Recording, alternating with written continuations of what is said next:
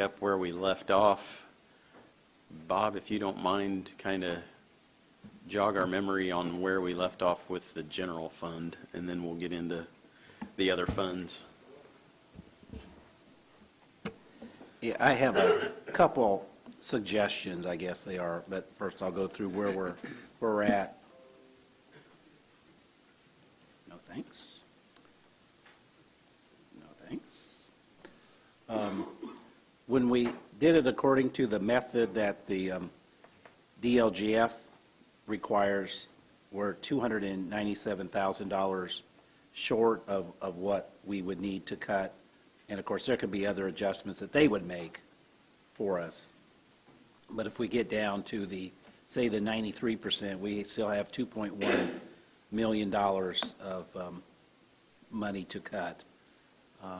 And I talked to Jason this morning about the new positions he had, whether those are general fund or not, because I kind of have that calculated into my health insurance need if we had those new positions. And so those hopefully will be grant positions, but it could come back to either general fund or public safety if the grant falls through on those. But anyway, so we're about $2.1 million short of what we would like to cut. A couple things that I looked at this morning too, I'll start at sales disclosure. And I talked to Eric once that I'm not sure what he did with his request. In the sales disclosure, we pay for the certifications. I think that $6,000 needs to be $9,500, and that's what we had before. That when he just revised everything, some of those things I kind of got dropped. And if I could bring up a suggestion, and this is not any more than a suggestion, you get down to reassessment, which is Fund 1224.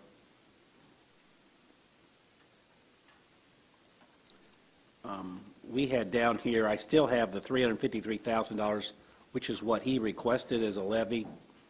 That is not really a very good number in that, if you look over here, in 2021 the levy was $369,000. So that 350 is not really something that I think we want to go with.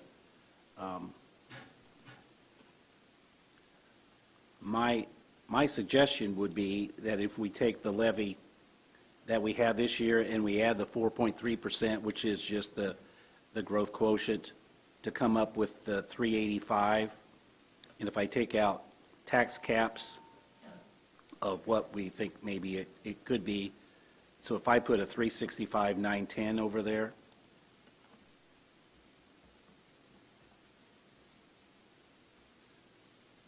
that makes the revenue $400,000 and $256 for the budget that we have in there right now. And what I might suggest, just because we still have the 2.1 million sitting over there, we need to do something. Just whatever your input is if we moved, he has some full-time people that we moved to the general fund, and then also there's one that's part-time benefits eligible, Nancy Moore's position. Would you be interested in putting that back into, it's been paid out of reassessment for many years. Would you be interested, at least that position, putting that back?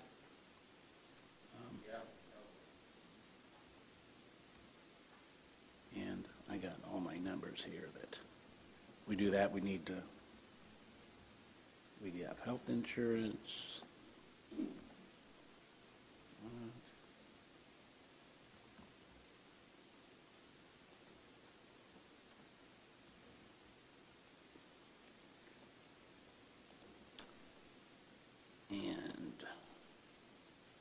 That still leaves, because this fund is starting to tail off on cash, but that still gives like $87,000 more in revenue estimate than what we have in expenditures, if that seems appropriate. And that would help a little bit. Change one other thing in.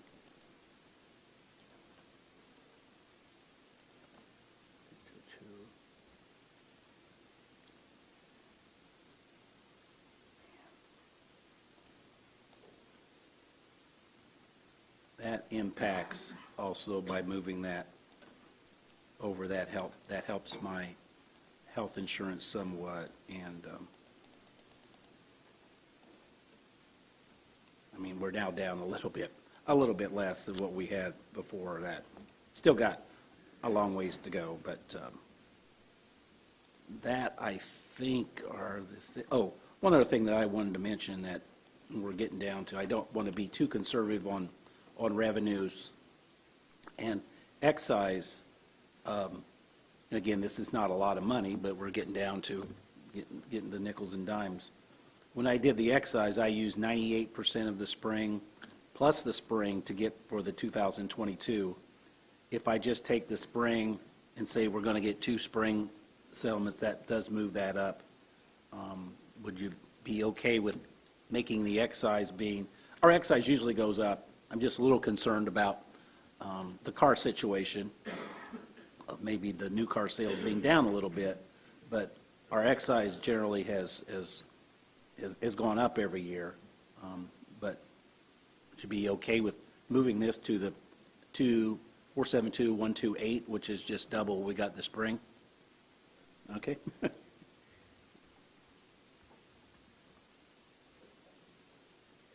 Yeah, it is.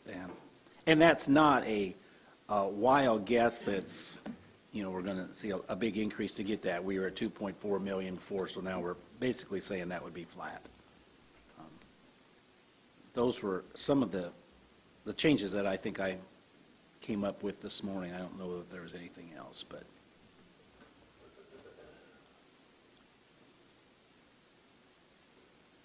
So, 2 million.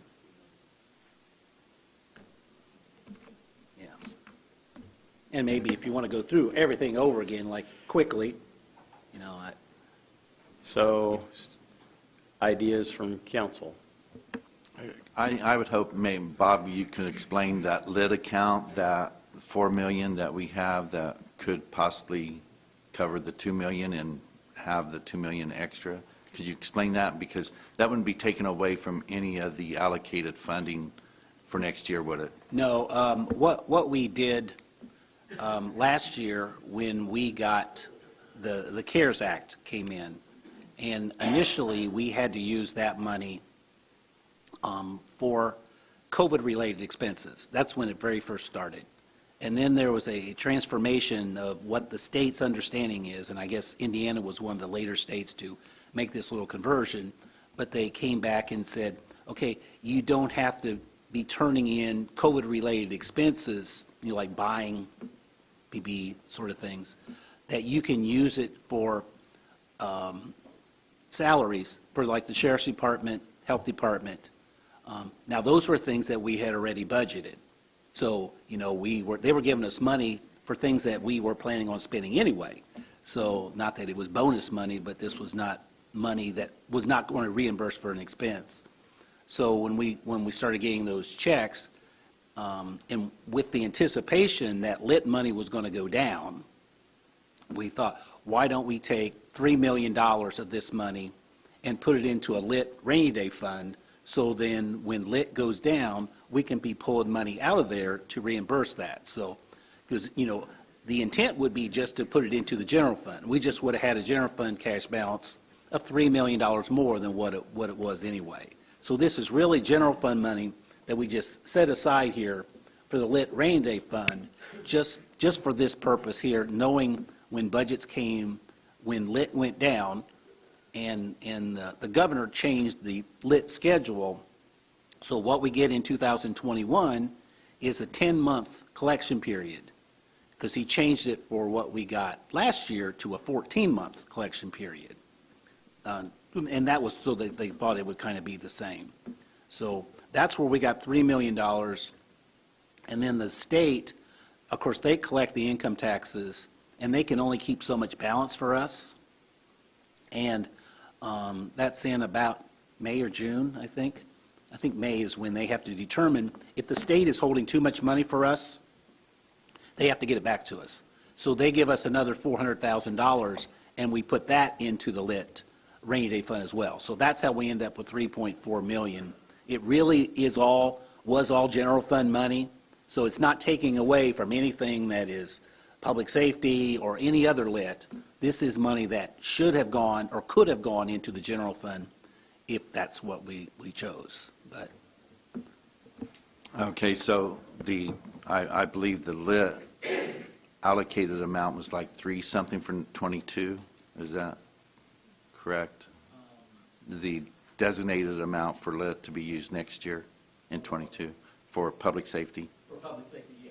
Yes, Yes. and so to use this to balance our budget this year, the 2 million, that would have no detrimental effect whatsoever? No, that's in a total different fund. So all the money that we got for lit public safety, that's sitting in our lit public safety fund. We've not put any of that into this lit rainy day fund. This is just lit income checks. It was just for when we thought there was going to be a shortfall to the general fund. So it doesn't impact the public safety at all. There's no impact whatsoever. Because, well, we didn't get any supplemental because we didn't have lit public safety far enough back for them to do a supplemental, but So I think I would just like to recommend or suggest, request that we take that 2 million out of the lit reserve account and put it back in general fund and cover our shortage instead of going back through each department and make them scale back, because I really believe that each department head has really put in a lot of work and effort, and they need the support that they have asked for. And this way, everybody would get what they want, and we would be able to still maintain over $1 million in reserve for that account. I would generally agree with you, but I think that there's some departments that still have things in there, and I'm not knocking those departments, but in case they need them sort of things. There's some departments that have overtime and part-time in there in case they need them, and they haven't historically used any. But it doesn't make any difference really that if they don't use it, it's going to go Because back. it comes back to It's us. going to come back too, so yeah. Okay, thanks, Bob. Sure. Other thoughts from council members? I think that's one that we knew we kind of had in our hip pocket, so to speak.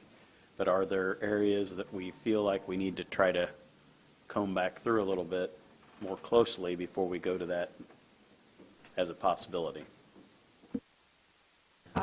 Is it the appropriate time to talk about not combing back, but maybe adding something? The Fairgrounds, I know that, this is, we're launching a new product. My question is that we don't have any part-time or overtime money in our Fairgrounds budget. Do we need to add any part-time or overtime for the Fairgrounds? Because as we all know, what we launch with, we are going to live with, and we want to make sure that we're living with a good product, and we want to make sure that we're setting them up for success. So is there some discussion in regards to that?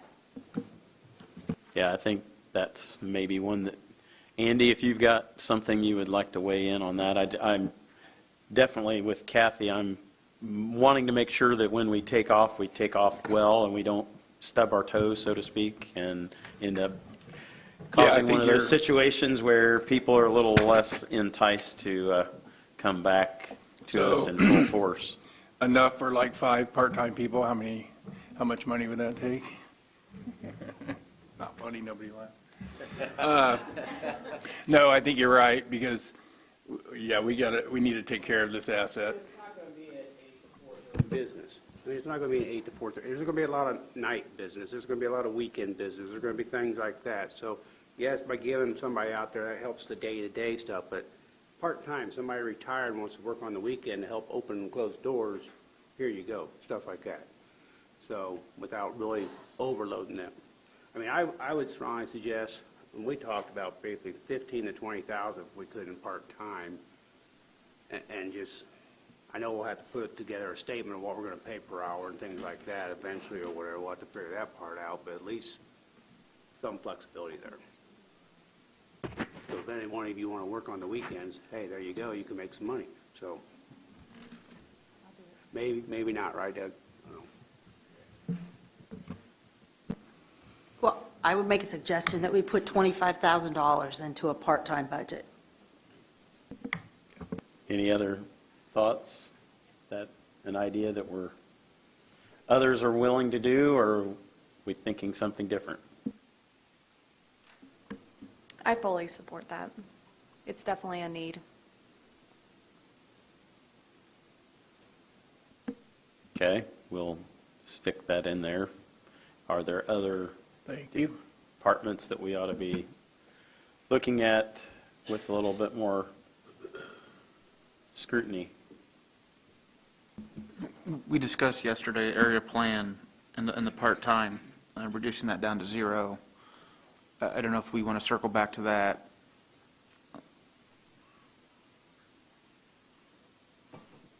Historically, they haven't used it. Yeah, we have, We we have zero? zeroed it. Okay. I think I kind of made that call when we It got worked for me. down to it, because nobody was willing to stick their neck out, and I said, take it out. Okay, perfect, thank you.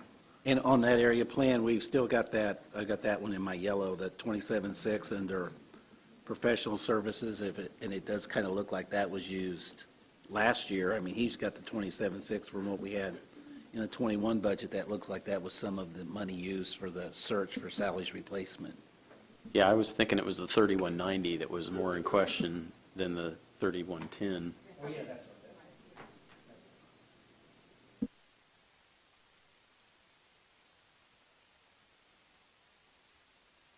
Because if you look back, that 3190 line has been really low prior to 20.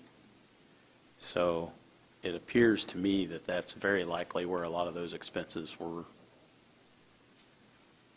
taken up in. So if that's the case, it looks like that can probably go down quite a bit. Barry or John, do you guys have anything specific on that, maybe? So you're going to take the professional services down?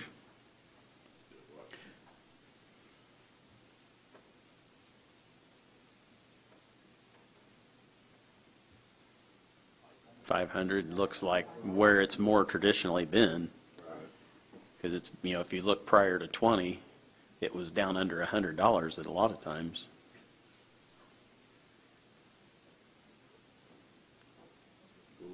Okay. Any others that people have noted? A couple things that I did talk to a unnamed commissioner this morning. In voter, we have that, I don't remember what we took from 13 down to 5, but I would suggest you make that 0. And then there's also a couple $1,000 request, I believe, in the clerk budget to make that 0, and the commissioners can probably pay for whatever those needs are out of cum cap.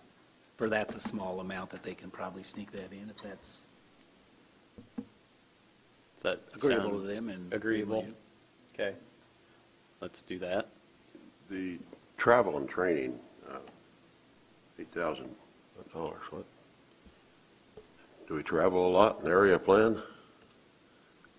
Oh, you're back down there. I'm back down. Area plan, okay. Right. Well, traditionally, they've had quite a bit more than the most recent past. Obviously, 20 probably messed a lot of that up. So I guess the real question becomes, what likely will be the case for 22? Where are we traveling to? I mean, what do we have to, I think You're an there's some area plan. conferences. See what their, I That guess they I could bring attend. that up to see what Conferences? area plans travel is. That for how many people? I mean, whatever. we can can you look on solutions, see what, we'll look and see what that's used for generally.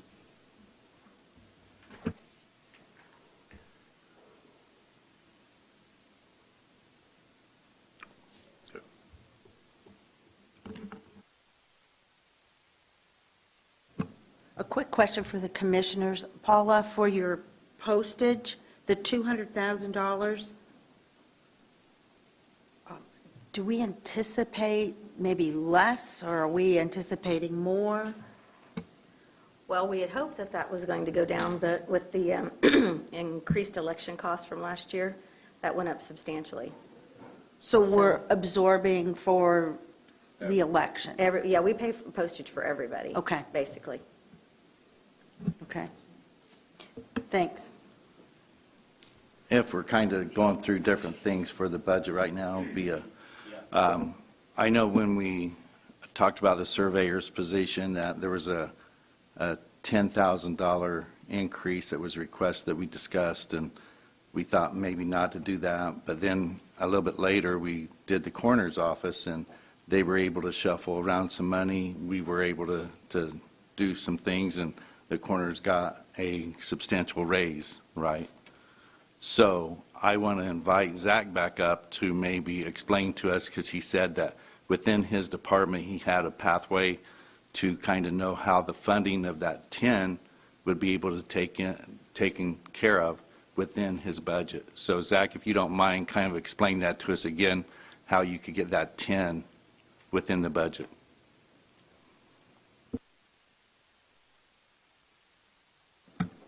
Good morning, Zach Beasley, County Surveyor. Thank you, Barry. Appreciate the offer. So to answer Barry's question, I had mentioned during our budget hearings with my two council reps, Barry and John, that basically, long story short, there has been, due to some law changes, the Section Corner Perpetuation Fund has saw an increase. I've been using it. Well, I actually got a Section Corner project going on right now on the north side of the county between us and White County. But the bottom line is that that fund is sufficient to cover a salary request, period. I mean, that's the bottom line. So that's how I would propose to do it. So that's the answer. Bob, does that create any problem as far as your end or for the budgeting purposes?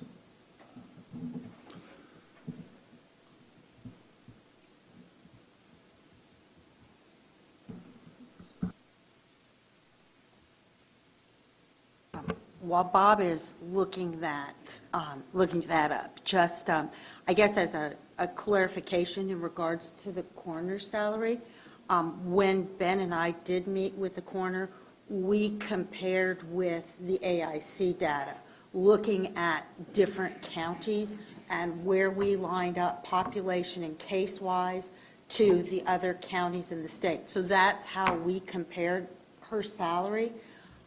And realizing also that it wasn't that we could find money in the budget and that we shuffled things around, because that was never, we never looked at that. Our intent wasn't to lower some of her budget to give her a raise. It was to make her whole with the state of Indiana and compare her to the other 92 counties. Right, and I have no problem with that. Right, so that's why there was the increase. And whereas I look at this a little bit differently, not looking at it based upon money, but looking at it based upon comparison to the other 92 counties, and to keep it consistent.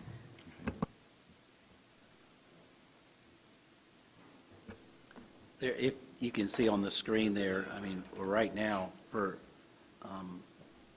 Cornerstone Perpetuation, there's 303,000 almost of requests, 80,000 estimated revenue, and that's probably not a very good estimate, I would think, because we had 76 the first half of the year and 137. So I think that 80,000 is awful low, but we do have a budget that's higher now than what we do. We have a cash balance of $350,000 in there, so certainly on the shorter term, that is certainly sustainable. But if we keep spending more in, and this is one of those funds that we budget money that we usually don't spend. So, you know, because it's easier just to budget it now and not have to come back. Yes, it depends on the year, but yes, Bob's right, yes. So the 302 is not what we really anticipate spending out there, but that's what we do have budgeted. I mean, if, as far as the financial side, yeah, we could absorb it in there, that wouldn't be a problem. Thank you. Just real quick, the reason why I said depends on the year, because sometimes I pull money out of that fund for capital expenses, such as upgrading our GPS equipment and other surveying type of equipment, which is very expensive equipment. So, and Kathy, if I may comment on what you just said, I would offer words of caution and comparison, because mainly with other counties, because of what I said yesterday. To my knowledge, there may be one out there that I've missed, but to my knowledge, there's not another one that does the MS4 coordinator position also. They have a staff person in their office that does it. They have a full-time position that does it. They don't do both. So I would offer words of caution on that. So make sure we're comparing apples to apples is my only point. So thank you.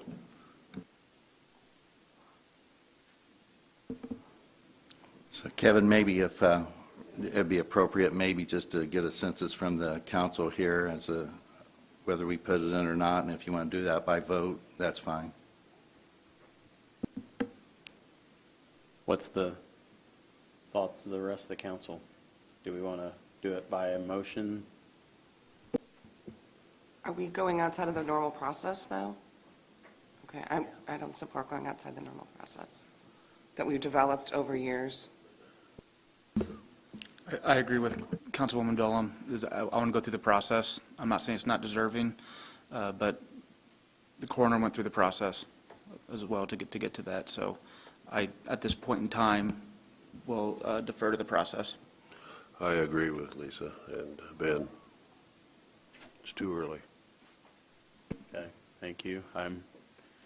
All due respect. I haven't heard from Jody. So, a quick question, is this something that can be taken care of later in the year when it does go through the process, or no? Okay.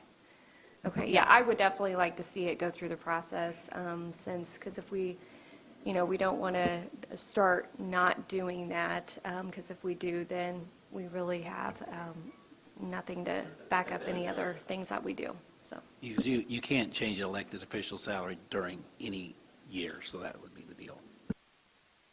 Shirley, just because I know we're talking about doing another salary study, will any of the elected officials' salaries be evaluated, any of that? Yes, they're included in that.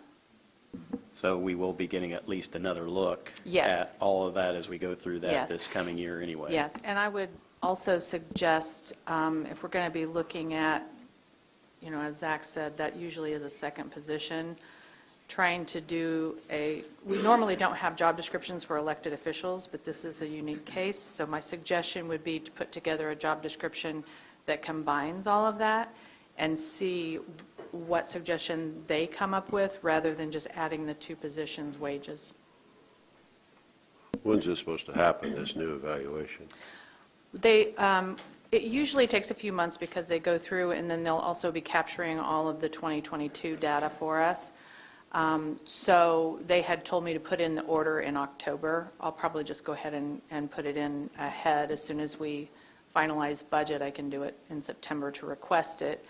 Then they do all of the process of looking at everything, and they bring it back. So we'll have this in time for budgeting for next year, budget period for next year as we budget for 2023. And I think it may be appropriate if we can get that as quickly as possible, especially after our lengthy discussion with prosecutor yesterday, that having that information might help us make some better decisions as we move Yeah, and I mean, I forward, can even go looking ahead at and that place as the order well. now. The only thing that I would worry about is we need to make sure that we capture the 2022 rates. Yes. So we're going to want to make sure that, all of that has been put into the systems so that they can get that and see what the true rate would be for, next year with the increases included. Yeah, that's a good point. Okay. Other thoughts from council?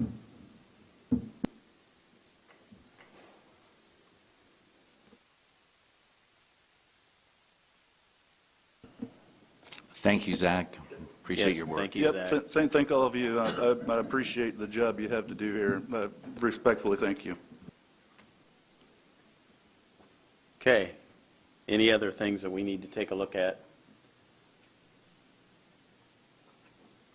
Not, One thing I wanted to just throw in, just looking at my stuff here, just to, and changing revenue doesn't really change much of anything, but looking back here at my gaming, I mean, what did I pick out? I picked 95%. We're at this point, it's not going to make any difference what we're going to receive. Probably 350,000 is probably not bad to go back. I mean, that is another 18,000 to throw in there. That's just the same amount we got received this year. I was just thinking once the new census numbers are out, and I'm not sure if they're officially out enough that it's going to impact this in '22, but it does go to the census numbers, and I don't even know if the county census as a percent of the total population in the county would be less than it was 10 years ago. Maybe it's more, but anyway, should I change that to 350? What's the thoughts of the council? Change it back to 350? It's not going to make that big difference, but, okay, we'll go to 350.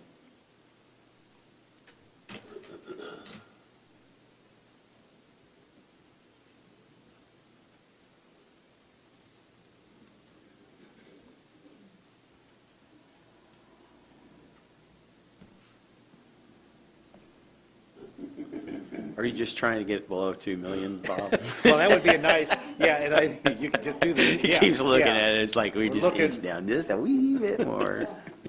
Maybe Smokey could volunteer 41,000 off or something. Yeah, okay.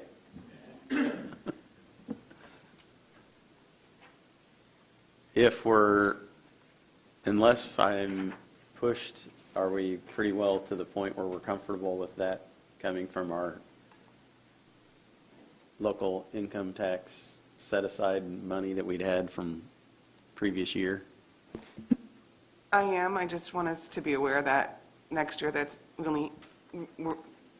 is a one-time thing, right? We have 1 million next year, but, so Yeah, it's. we burned through it this year, or at least a big chunk of it, and that's one time only.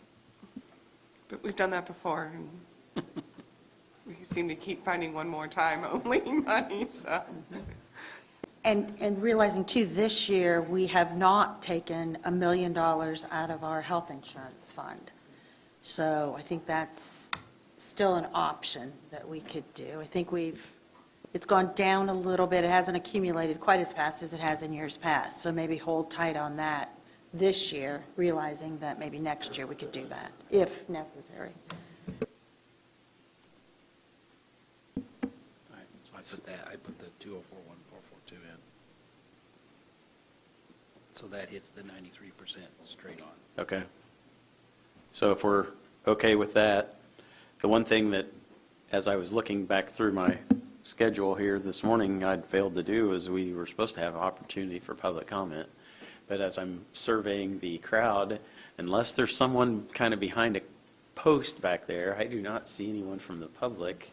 Is there any public comment if someone would like to address the council about what we've done thus far in the budget hearing process? Since I'm not seeing anybody. Okay, thank you, Paula.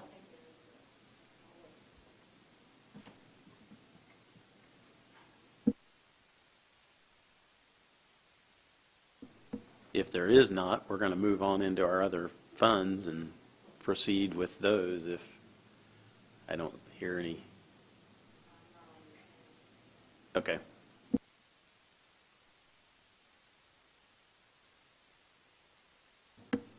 Well, Max is back there in the back room, so I can't see him directly.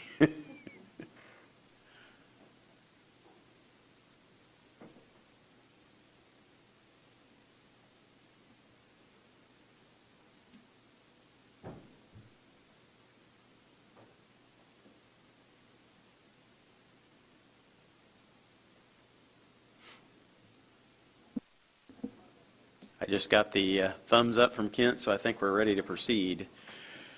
So if we're okay, I think we've exhausted, unless there's something someone's going to press me on. We've gone through Eat It, as I'm going through the book, after the general fund.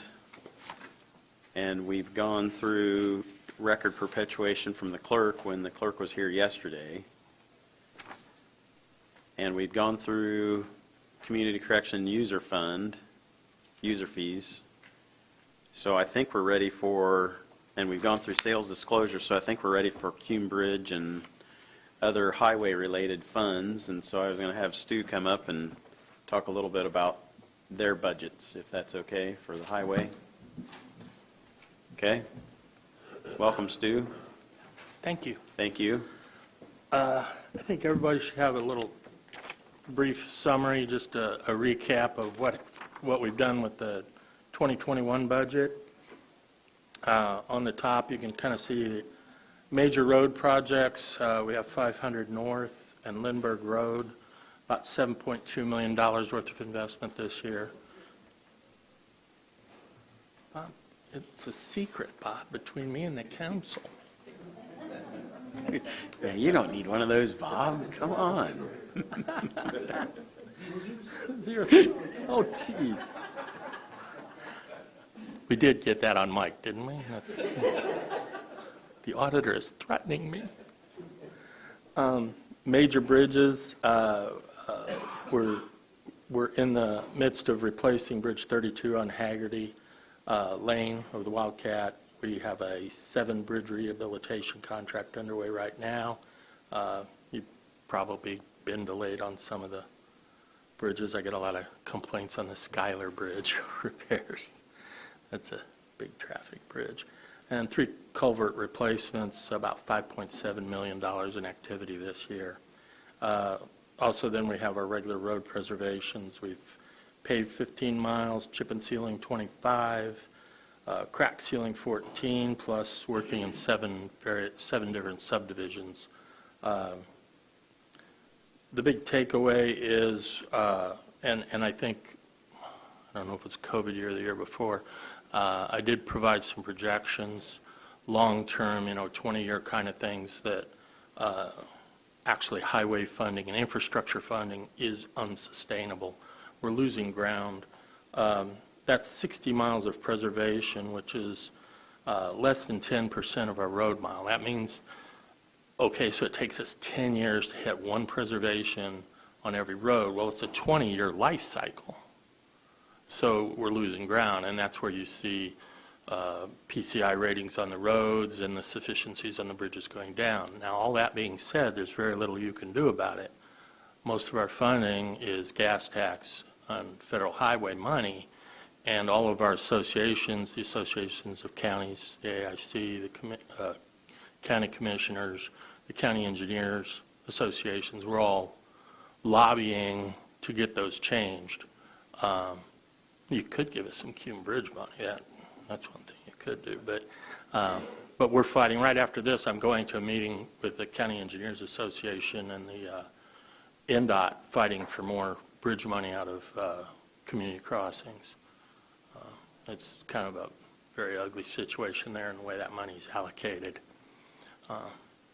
Anyway, that's where we stand, and that's our challenges, and that's what we're working on. Stu, how many miles, the 60 miles of preservation, how does that compare to the most recent 3 or 4 years? It's more than last year because of the COVID and the drop in the gas tax. But it's about equal with where we've been, but we're increasing miles and we're still losing ground. We need to gain. As I said, I got deeper into the weeds in that previous report as far as how, graphing the road actual conditions versus our spending versus where we stand. And we're adding miles every year, every subdivision, and that comes back to haunt you. Right now, we have a lot of subdivisions that are right around 30 years old. And the problem with the subdivisions, you're in 115, 120 subdivisions. A lot of them, when they hit 30 years old, they're needing some major work. In a subdivision, we can't just go in and overlay it. We have curb and gutter. So it's a mill, and it's an overlay. It's twice as expensive as a mile of, open county or rural road. And so it's just life cycle. Everything's getting old. It's all getting old. Anyway. We're responsible for the subdivisions? I thought they're County subdivisions, we have, I think around 110, 120 of them. I thought they had associations and stuff. Well, it's quite a bit of money. so- There are private subdivisions that have HOAs and they don't maintain their roads, but all the vast majority of them petition to have the roads accepted into the highway system. That way we plow them, maintain them. Good. They pay for them in the initial construction, but then we take on the maintenance. Right. Okay. Questions for Stu or any thoughts, comments? Do you want to maybe run through the numbers a little bit on budgets for Cume Bridge, Major Bridge, and the others? Cume Bridge, we're just basically budgeting out our regular revenue. We have some cash balance, but Cume Bridge, it doesn't have very much in it. It's historically, we're spending it out, doing everything we can. And most of these funds, Cume Bridge is that way. I think we've talked with Bob about some of the health insurance. We're down 3 truck drivers right now. It's health insurance and everything is kind of a moving target with us, but being that we do have cash reserves, it's not a budget issue in here when those things happen. Hey, just a second, Stu. Bob, help us remember, Cume Bridge, is that a set rate or a percentage? It's a set tax rate. It's And then 3.5 cents per $100 of assessed valuation. So then that comes off the top before general, correct? Correct. Okay. So I would say for I'll say unless my estimate changed.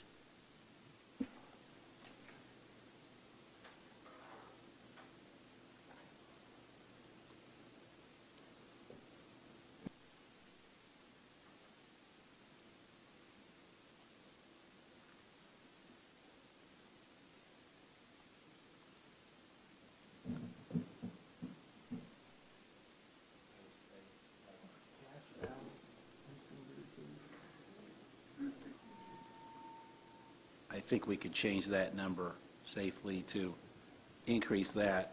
Now, we do have a couple issues. Heather, in payroll, she brought a couple things to my attention last week, and I don't know if that was just a formula thing. I think these maybe just even themselves out.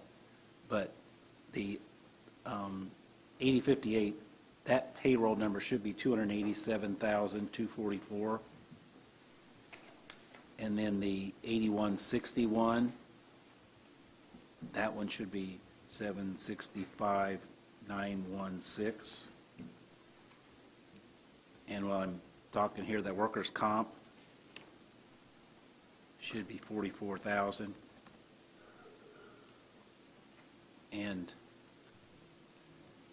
that brings the total to, it's just a little bit higher than what we had before, but 3,282,000.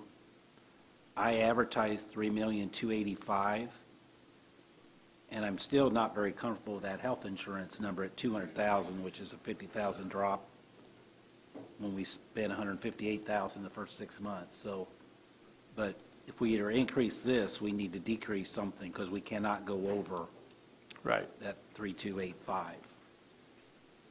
Either And it needs that's to be addressed now, or it's going to have to be addressed We'll next address year. it. So Do you know what our cash balance in Cume is right now? right now, maybe we can get that, but it was like 4.1 million the end of June. I mean, so cash is not the thing, but, We can come back and fix that. okay. What did you come up with as far as what that revenue level should be? 2,891,250. okay. That's taken out from what I'm estimating as tax caps. So roughly 70,000 more than what's in the book? Yes, yes. Okay.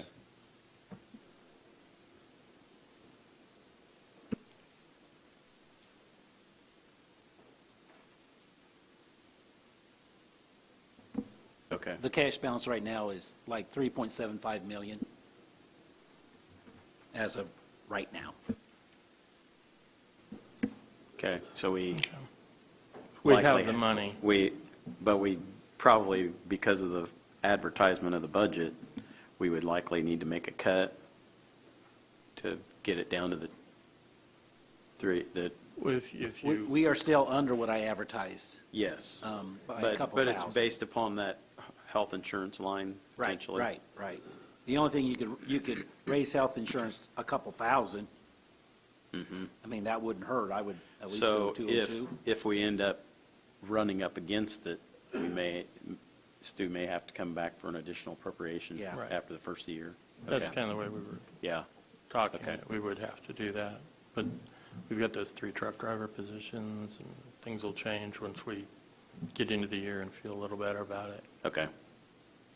Then if we're good with that, then we'll stick there and move on. Okay. Yeah. There's enough cash balance, there's not enough cash balance to do a bridge, but there's enough to handle the health To insurance. swing a few things here and there. We can swing a little bit of health insurance out Yeah. of that. Stu, help me understand this dues and subscriptions. I have a lot of problems with all meetings and travel and all this stuff. Mhm. Expressing that.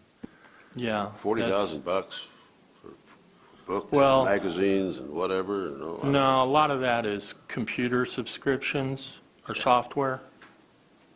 That's where the majority of it is. Our cartograph is coming out of that fund, right? And that's $32,000 in a single subscription. That's our major, and then we share that with other departments too. That's a lot of bucks. Pardon? That's a lot of money. Yeah, I don't it's get a large program. It's an asset management, and facilities started using it too. It tracks everything from striping and signs through the pavement, the bridge work, culverts, pipes, undersize. I mean, it's a huge program. And that's the vast majority of it. The rest of it is just your typical. But that's the big one. Thank you. Thank you. Okay, next up, I think we would have local road and street. Yep. Anything of note there? Bob, any corrections from your perspective that you noted?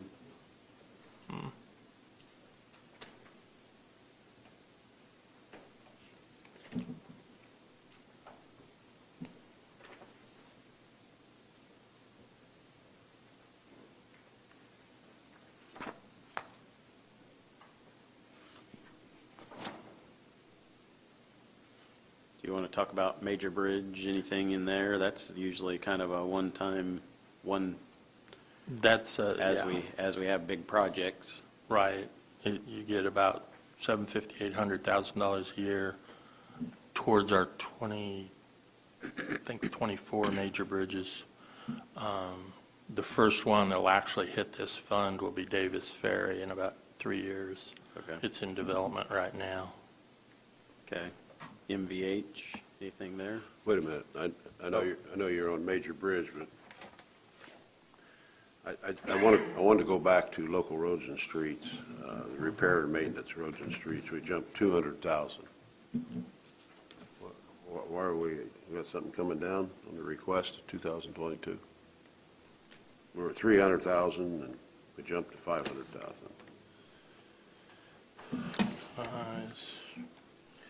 Local roads and streets. Yep. Surtax. MVH. Did I print? Major Bridge, MVH. Unless we got it up there so we can transfer later on, I don't know. Okay.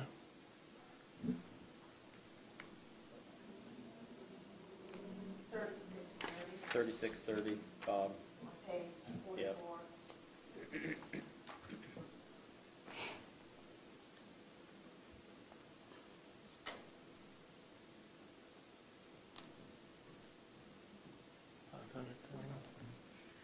We increased it because there's snow plowing, thermoplastic, concrete work Moved it that over we do there. for subdivision repairs, which is Yeah. kind of expensive, and we've always been a little bit low. Had so to we- transfer to get into that we one. increased it more Okay. to budget for, and there's a longer line, but it cut off. Yeah, I know we've been moving around. Okay. Yeah.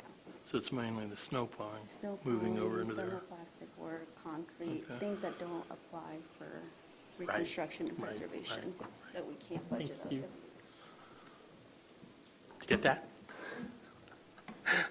Yeah, what? It's moving, basically, she's pointing out that that particular line item, we've moved snow plowing, our subdivision snow plowing, which is a service, because the subdivisions are contracted, not our trucks, because we contract the small trucks to get in this fund.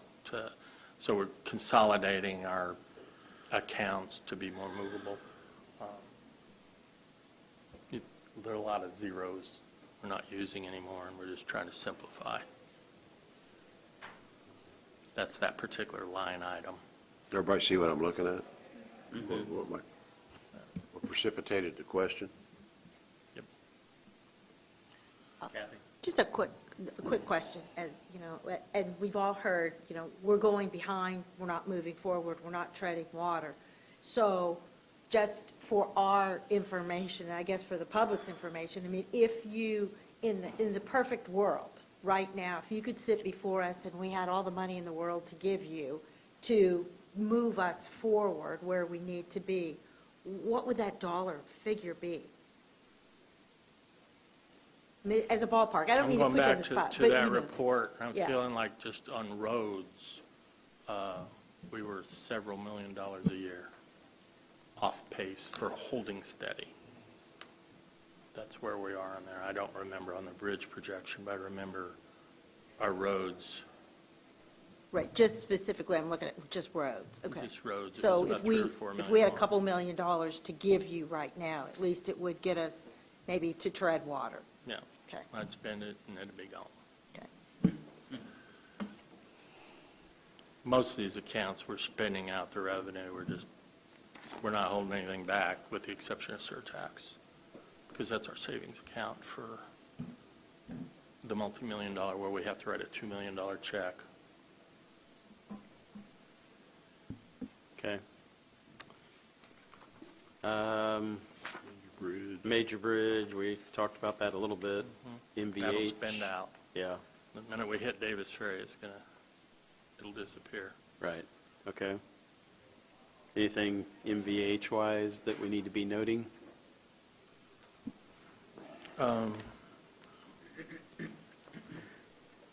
We looked at the insurance, the vehicle. Then we go from, we raised that, didn't we, 35 to 45? Yeah, the vehicle insurance costs are going up. You still want to do that? Yeah. Did you get that, Bob? What? Well, we got, we're Yeah, looking what at fund and what line? MVH, 3420. Yeah, are you talking Highway. about It should be restricted or unrestricted. unrestricted? My pages aren't numbered. Yeah, what fund number? 3420, No, the previous 4 digits, the first 4 numbers. 1176, Yeah. MVH. 20.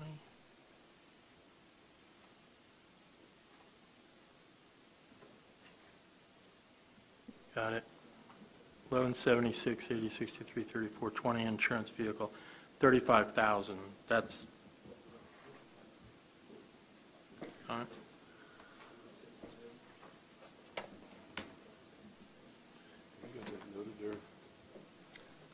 No, I just think what Stu said is just a gradual increase that we need to account for. And it's a reapportionment. That was a zero account in past. Right. And we're trying to avoid the whole in-series moving money all the time, trying to be a little more realistic about where the funds are coming out of. And the 1176 account is our 50% non-capital account. So that's where that's going. Okay, I thought that was in the budget. It was 35, went to 45, and then the insurance liability went from 80 to 85. I think the 3420, 35 is kind of a new account, and the liability, same thing. That was a move. I don't remember where they were before. 3420 and 3430. Yeah. 3420 and 30. 430. Yeah, 3430. The liability and the vehicle insurance. I mean, obviously, they've been increasing, insurance has been increasing generally, but that's a new fund. I'm not sure where we took that out of before. It was surtax. Okay, so we transferred that from our surtax account, which I was starting to say, our surtax account, we're trying to bleed expenses out of it so that it'll grow cash value, because in the next 5 years, we have another $3 million in matches to make. And when we do those state matches, that's a single check for $2 million at a time. And so we have the surtax. I think you probably remember the beginning of this year when we had our match on Lindbergh and 500. We did a one-time appropriation out of surtax to cover our share. And so what we're trying to do is make surtax grow. So we're moving these into these accounts.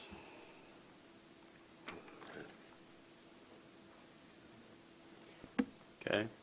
Any other thoughts, input? Just a couple of little things, and whether you want to change or not, I don't know. On the 1176, 9410, 1230 health insurance, that seems, when you use the same numbers last year, but that seems a little high. If you wanted to lower it, you don't. And the same thing with workers' comp. Now, that the number that I got from Heather for the calculated number should be about 63,000. We can leave them alone. You're not going to. So you're saying we'd be picking up 20,000 probably? You'd be picking out 20,000, and the other one seems like 100,000 high on the health insurance side there. It appears like that. Just a rough calculation in my head, it looks like it's about 100,000 high. Of course, they don't use it, the money just stays there. It's not a big thing, but if we want to be accurate, it seemed like we could lower both of those numbers. Would that be an in-series transfer, though, to get it at where we were, or was it?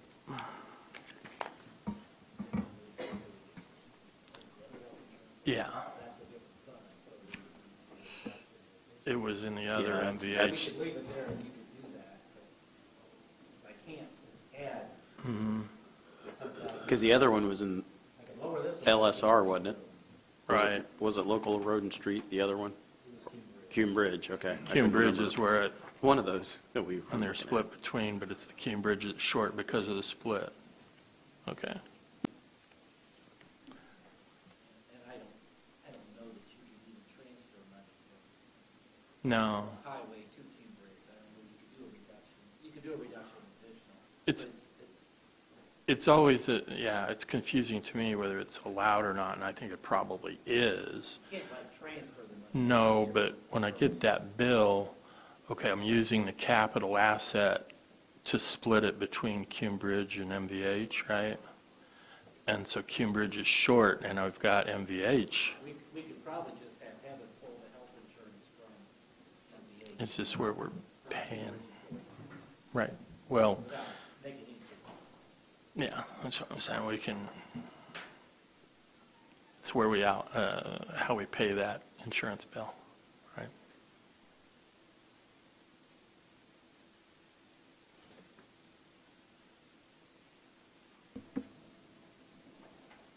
Anything on the revenue side, Bob, we need to note? Oh, okay.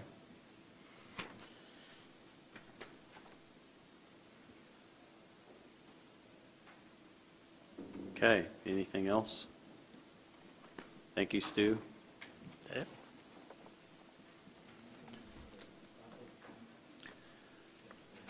Well, we got we have our TIF fund, and then we have surtax, but Okay. I thought we were just kind of like waving the wand Waving there. them off. Well, is there, what page are those on, Bob? Do you have those? Project fund is 63. Yeah. I can remember. 62 should be surtax and wheel Okay. tax.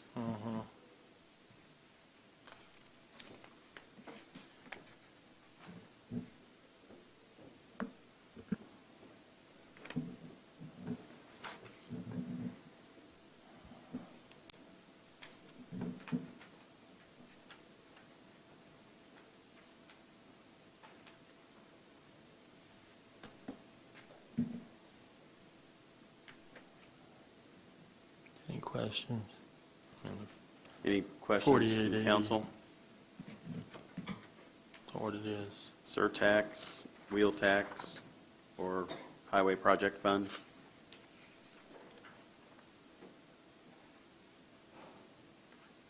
Okay. Thank you. Thank you. I'm going to go fight with the state about getting us more money. Yep. Thank you. Thanks, Fred. Thank you. All right, now if we circle back where we were on our funds, after Cume Bridge is Cume Cap, but we went through that pretty well yesterday, unless there's something else that somebody wanted to. When Zach was up here before, did we talk about general drain improvement or any of the other drainage funds? I don't recall. I don't think we did we, Zach? Page 42 is general drain, and then I'd have to go on back through the list to get the other drain funds.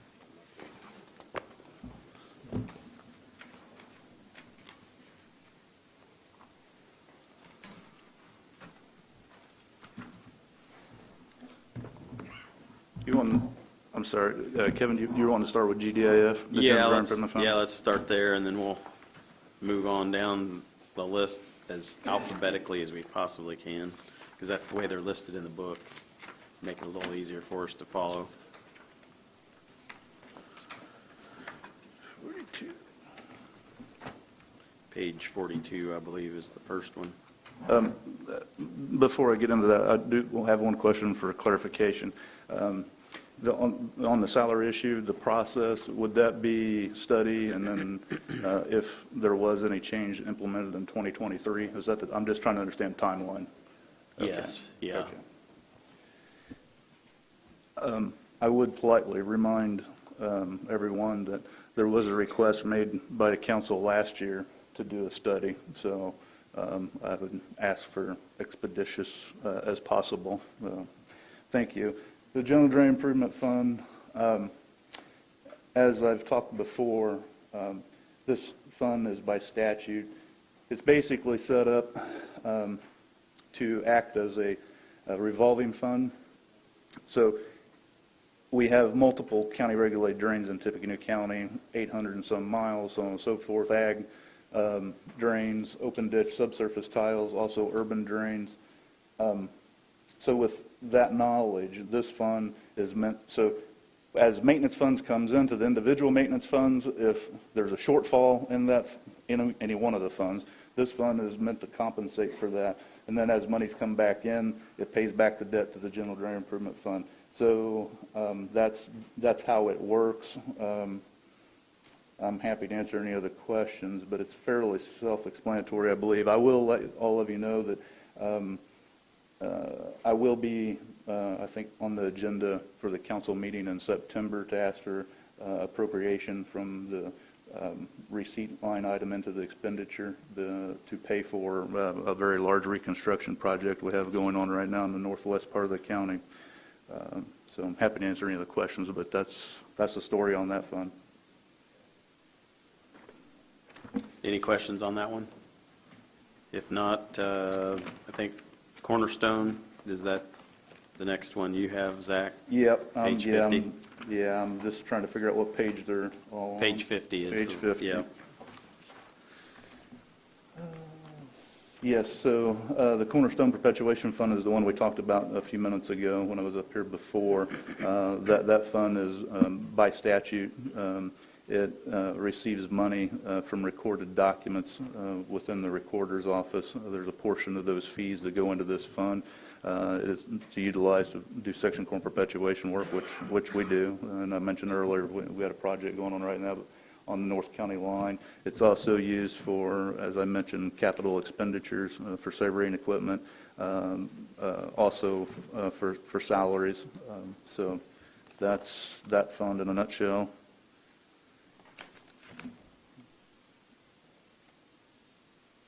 And we, I think, made note of, Yep. you've got funds in the training for the elected officials training fund, but Oh, yes. don't know, need to really focus on that, but I think the next one would be the Elected officials training fund. elected officials training fund, but I think, do you have anything in donation fund that we need to make note of? That's page 59. Yeah, on page 59. I'm sorry, Kim, are you talking about the elected officials training fund or the donation Yes. fund? Well, I didn't know if there was anything in the elected officials training that we needed to talk about or not. I don't think We talked so. about it briefly when we were talking about Yes. your general, Yes, that is true. The only thing that I would Operating highlight on before. that is, and Bob brought this up yesterday, but just to restate it for clarity purposes, historically, and I've done the same thing this budget cycle, I try to project as best I can the events, conferences, training, so on and so forth, that's approved under the elected officials training, and then put that in here, and then the other funds, such as Section Corner, Perpetuate, and the Surveyor Drainage Board that has travel and training are for my staff and events that's not qualified to be used under that fund. So that's the rationale behind that. okay. Thank you for that explanation. You're very welcome. Kevin, I think that takes us to the regional detention facility, or facilities rather. Well, funds. is there anything in the donation fund on Oh. page 59? Just real quick, to provide an explanation to what that is, that's a rather a new fund established within the last 2 or 3 years. Basically, what it boils down to is that as part of the MS4 program, we have 2 educators now doing public education. One of them focuses on K through 12, another one focuses on adult education. What we noticed is that the programs, one of which is Wonders on the Wabash, and we have many others, but that one gets a lot of visibility. We try very hard to seek grant funds, donations, so on and so forth, to help offset the cost of those programs. And in my opinion, we do a very good job of reaching out and seeking funds. And Monica Christopher is our K through 12 stormwater educator. She does a fantastic job of education, and she also does a fantastic job of seeking and reaching out for donations and funds and grants. And so this fund was set up specifically to receive those donations and grant monies, to keep them separated for tracking purposes, so on and so forth. Bob and I worked on this together a few years ago, and it's worked very well, actually. So that's the history and the story behind it, why the fund exists. So I think it's working better than I thought it would when we set it up, Bob. So yeah, I'm very happy with that fund. Okay, and then I think the others begin on page 63. 63, Kevin, yeah. Those take us to the F Lake and, so F Lake, Berlowitz, the Great Lakes Fund, and then AROS is in there also, should be, yeah, it's on the next page. It's on 64. Right. And so just real quickly, those funds, some of them are older than others, but, well, and I do want to make a distinction on the Great Lakes Fund. The Great Lakes Fund predates myself, I think back to the 90s, maybe, when that was originally set up. But Great Lakes Chemical Corporation, when they were in West Lafayette, donated this money, it was my understanding, to the Drainage Board, and it was to be held in this fund and used on the Cuppy-McClure regulated drain. And we have used monies out of that fund to do work on that drain, but that's the origin and purpose of that fund.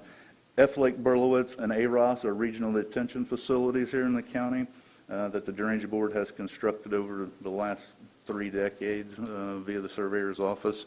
And so those funds are specifically intended to receipt monies in. So when developments, so the Drainage Board passed either an ordinance or a resolution, I think maybe a resolution, in these watersheds. And so any development project that drains into one of these regional detention facilities, basically by definition or by name, regional detention facility allows for those projects to drain their stormwater directly into those regional detention ponds, so that they don't have to have individual detention basins on each individual project. And so to do that, there is a charge by local resolution of $15,000 per acre foot of storage in those facilities. And so as those projects occur, those monies are billed and receipted in, and they go into these individual funds to help with maintenance of the facilities. We spray them, we brush hog them, we keep the woody vegetation down, so on and so forth, and maintain knowledge. Sometimes there's erosion, et cetera. So that's the purpose behind those. Happy to answer any other questions, but that's the story. So I have a question about the athletic detention. Yeah. We're budgeting $235,000 for that, and yet we're only expecting $6,000 in revenue. Is that a reason we're budgeting so differently, these accounts, than we normally do versus revenue? Well, I thought that, I think the general answer, Lisa, is that we never know from year to year how much money is going to come in on those. It's very sporadic, number one. So we typically don't budget them exactly the way we do other funds. Being number one, because we never know how much development's going to occur in the funds at one time. Bob, you want to talk about the cash balance in those too? Yeah, because basically you're almost appropriating the cash balance, so he doesn't have to come back. Exactly. So, because if you see the cash notice, balance Lee, is it says it's got 279 almost in June, 280,000 so he's cash basically balance. doing that. Now, one thing I want to note is I've changed on a number of these. Jennifer Weston had given me what she thought was the interest estimate for the next year. Like he had 4,000, and Jennifer's telling me 1,952. I have changed some of these to be more realistic, but anyway, for Zach, I think he's just doing the cash balance just so it's appropriated, so, you know, sometimes he doesn't maybe have the time to come back to a 6-week window to get council appropriated, advertised, appropriated, and approved. And Bob's explanation is exactly historically how we've always done these funds. I've been doing that for years, so whether it be right or wrong, I'm just trying to follow suit with what we've, historical practices, so. Very well. Any other questions on any of these funds? Do we need to discuss anything related to storm water at all? The phase two? Yeah, phase two. I'm good unless you guys I mean, have we questions. talked a little bit about it yesterday, but We is did. there anything that we need to, that council members have noted that we need to readdress? Kevin, if I may, the only thing I would point out for council is that, as a gentle reminder, and I try to mention this every year, this fund, from its very beginning, was never intended to be self-sustaining. So it's just one of those things that from time to time, I will have to request money be placed into this. And so just be aware of that. Now, Zach, phase two, when I'm seeing this now, when I'm looking at a cash balance of like 450,000, and then your appropriation is like almost $800,000 more than the revenue. So this isn't a budget he could spend the whole thing. No, that's exactly So, right. and I know that they Yes. keeps track of the cash balance We do. pretty well, but this one is, yeah, it's going to be needing some money very, very soon. I would anticipate making a request for next year was my thought process, so.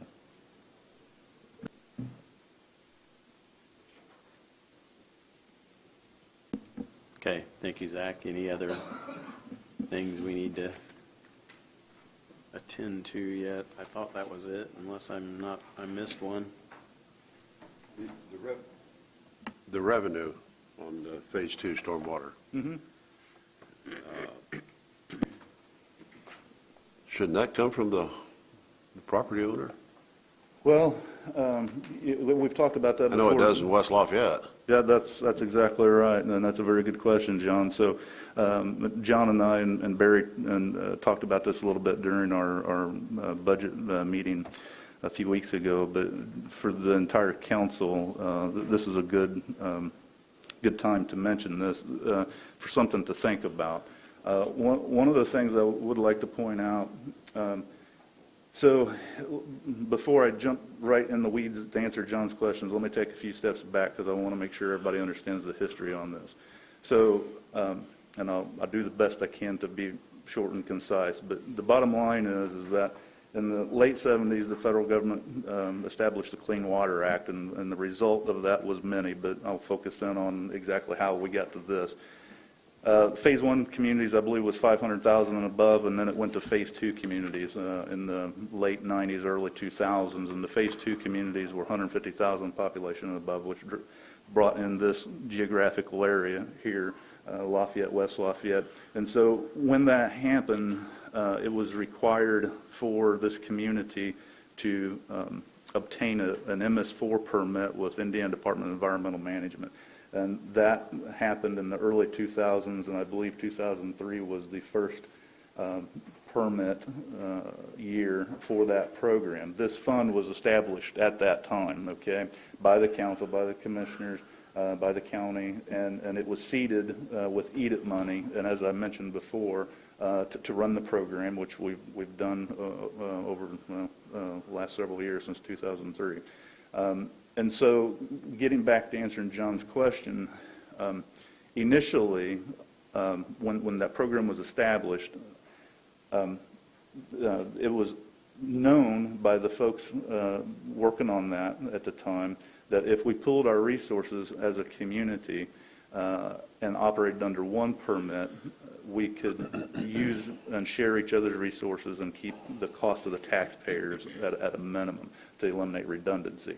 That was the concept, vision when this was set up, and it's worked very well, I can assure you. So the partners in that it's called the Tippecanoe County Partnership for Water Quality. It's made up of 7 entities. The county is the lead agency, the MS4 operator. And then, as I mentioned yesterday, I serve as MS4 coordinator, appointed by the commissioners to run the county program and then also oversee and facilitate the partnership. And the partnership is made up of the county, West Lafayette, Lafayette, Purdue University, Ivy Tech, Dayton, and Battleground. There's 7 co-permittees. We have monthly meetings. I manage and run those, so on and so forth. And as I mentioned, getting back to John's question, each one of those entities, and this is what I want to share with the council today for you to be thinking about, each one of those entities have passed what John was talking about. It's called a stormwater utility fee, or stormwater, the on the street term a lot of times called drain tax or the stormwater tax or so on and so forth. But they are called stormwater utilities, and John is correct. West Lafayette has one, Lafayette has one, Dayton and Battleground both have one, and the universities have their version of it. And since they're a different legal entity, they don't necessarily have to go through the same process, but they have a funding mechanism in place for both of the universities. The county has not historically taken the steps to set up a stormwater utility fee, which is what John's referring to. When I became county surveyor, the Drainage Board requested that I look into that and study it. And I most certainly did, and I put together a report on what the program would look like, what the cost would be to the individual landowner, so on and so forth. I have the report in my office on my bookshelf, actually. It was decided after I finished the report, it was decided that we'd just, shelve it, I guess, for that time. But it's something that probably should be revisited, at least to see. I'm not saying one way or another, but that is something. And as John mentioned, I think, and John, you I'm sure know this better than I do, but West Lafayette, I think, is somewhere around $8, $9 a month or per ERU. Six, okay. ERU. And then I think Lafayette's $3 or $4 an ERU. And so if I remember correctly, it's been a while since I looked at the study, but if I remember correctly, I think what was proposed in the study, based off of looking at the average square foot of houses and so on and so forth in the county, those numbers mathematically worked out to about $3.50 an ERU. So it'd be basically $3.50 a month for the houses, as John just mentioned. So that's the story on that. So I'm happy to answer any questions, and I don't want to bore you to death with it, but that is an option, a legal option this body has if they ever so want to pursue it. So I was just trying to see who's all on board. The phony thing about this is if you're in West Lafayette and you want to take a class and you put a rain barrel out, you can get money knocked off of your ERU. There's just no rhyme to reason. There's no consistency across the board in Tippecanoe County. I know an ERU is 3,200 square foot, and I believe we were talking about 3,800 square foot. Mm-hmm. But somehow that phase 2 stormwater quality got pushed through, and it's God's rain. Zach, was there ever determined how much revenue would be projected if the county went to that total? Again, I would like to look at the report again because it's been a while since I've looked at it. But I think it was about, Barry, if memory serves me correctly, is between about $1.5 and $2 million a year would be generated. So it's significant money, yes. And the other thing, too, is that those funds can be used for a lot of things when it comes to stormwater and drainage and so on and so forth. One of the things I would tell you, I'm not advocating one way or another, but what I will tell you is a couple things.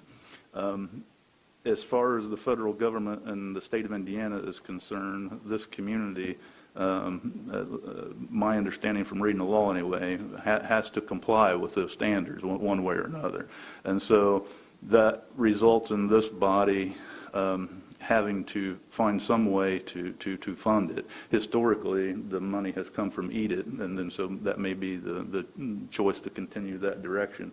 But the other thing that I wanted to point out is that keep in mind, a few years ago, there was an effort and a program rolled out by the county, Build Tippecanoe, right? And there was several $1 million that went to the Drainage Board via my office, County Highway Department, for roads, bridges, and drainage. And we've implemented those very well, and I think you can see that with all the building going on in the community. And so I bring that up because as time goes on in this community and more development occurs, and the population keeps going up, there will, based off of what I've seen in other communities, there will come a time to where there may be issues or problems that's not easily addressed within our current framework of the laws, the drainage laws, and this fund or stormwater utility would be a very good vehicle to address some of those drainage problems. And so we're seeing some of them now. My fear is they're going to continue to get worse because of just the pure density and population increase. So I won't go into a whole lot of detail on that, but I'm just trying to give you some information, not just for now, but as we move this community, as it moves forward in the future. So thank you. Happy to answer any other questions. Any other questions? Not. Thank you, Zach. We're a little past our scheduled break, but before we do that, is there any last, I'm going to give another call for public comment if there is any. If not, we will go ahead and break and we'll continue on through the rest of the funds here let's go till 10 after. So 10 after we'll reconvene.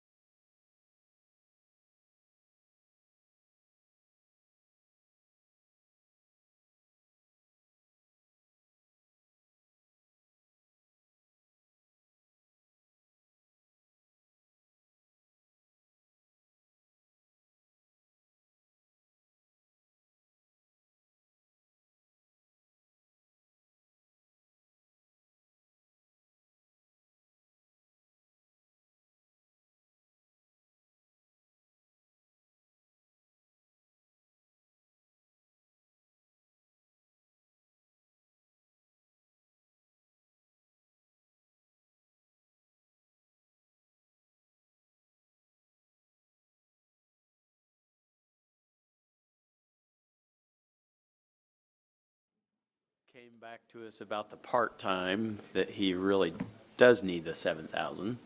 So David, if you want to go ahead and come and talk to us a little bit about your part-time budget. Thank you, David Hiddle, Area Plan Commission. I appreciate you letting me back up here, and I apologize. I misunderstood the process, and so I wasn't here for the first time around to talk about this. But we do use our part-time line item for interns, and we keep them busy. We've used 5,000, or we've had 5,000 in the past. In this past year, we've dedicated most all of that to our transportation section, but our planning section also has use of interns, and so we add an additional 2,000 to that request. And we did trim 2,000 out elsewhere, I think, from our office supplies and another item that escapes me at the moment to make up for that. So, and we use them for some of the things that we don't necessarily need our other staff to occupy themselves with. We're starting a major archiving process. We have untold tons of paper down there that needs to get digitally scanned, and so interns are a preferable way to get that done. We use them for a lot of field work, like doing sidewalk studies and traffic counts and things like that. So, and one of our interns we just recently hired for a full-time position, so it's been a fruitful opportunity. So if we would request the $7,000 for our part-time line item. Okay, comments from council? Do we agree to stick that back in? Okay. I'm seeing agreement, so we will go ahead and proceed with that. Thank you, David. Is there anything else that? I think that's it. Okay. To bring up some of the other things that we came up before, and I thought we talked about this at the, and I made little boxes on some things. Like travel and training, it looked like some of your requests were your net budget. Yeah. Like travel and training of $8,014, and $14 was encumbered, so I don't know. I thought that, I don't know, and that's only $14, but the same with dues and subscriptions, there was an encumbrance of $332, and you requested the net budget, not even like what your budget was last year. Right. I mean, if we're going to, do you need that? I mean, I don't. No, I think we copied and pasted from the wrong column. So if I make that 5,300 for that, okay. Yeah, that's fine. I appreciate you pointing that out.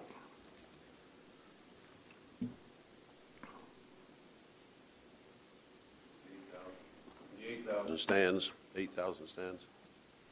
Instead of the 814, that's a very, very minimal amount, but. That was the one I questioned earlier. And we did this morning reduce that professional services down. Yeah, I looked back, and that's. I think it was a search for you. Yeah, we thought that there had been something in the past that we Yeah, used, yeah. but we have not pulled from that for a Okay. few years, so. Yeah, historically, it looked like it was a rather small amount Yep. of money that had been spent Yep. out of that particular line item. So that's fine. Okay. Thank you. Anything else, Bob, that you noted we needed to readdress on general fund? On his, not with David, you can stay if you want, but I'm not going to talk about area plan. I think I'll go back to the office. All right. Thank you, David. One thing that Jennifer Weston had mentioned to me this morning was, maybe I need to let her come in and talk about that, but about P-card putting some money back into the general fund. You wanna-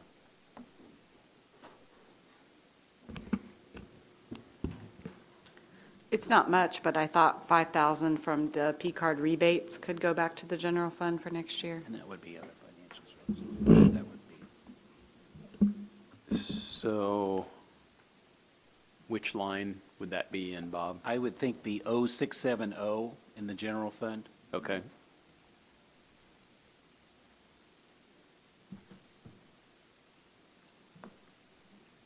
And that, so I made that adjustment.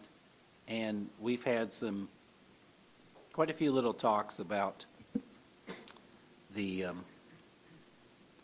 Terry Ruley's retirement issue, and I don't know if the sheriff wants to weigh in on this, but, he is going to be becoming a civilian chief deputy, and so he would be leaving sheriff retirement.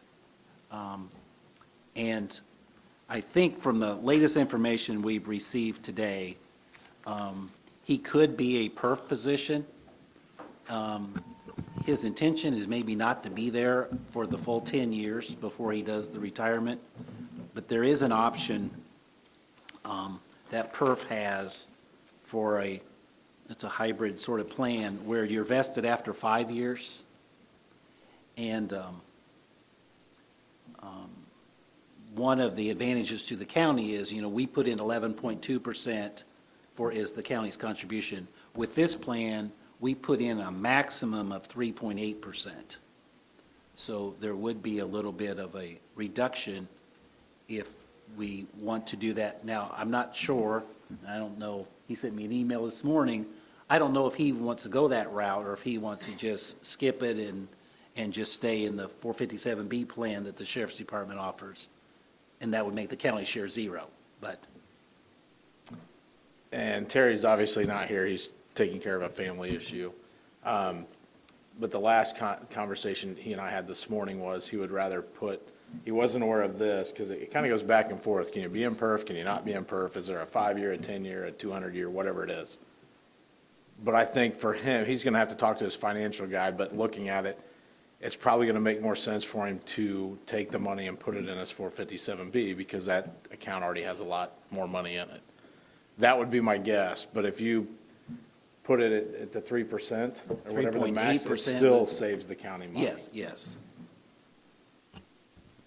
So, Bob, there's been Well, there's one more revision. It's instead of 0.38, it's 4% for 21. It's a maximum.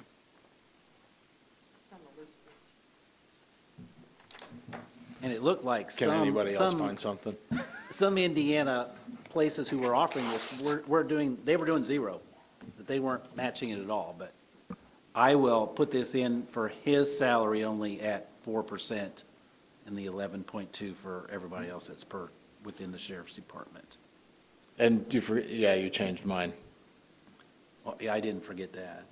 Well, I'd sent you a thing in July, and you said, I'm going to get up here, and it's the wrong one. We did I don't know if we said this in the meeting, but we had he did send me an email. He thought maybe the salary that I had for the sheriff was wrong, and it ended up being wrong.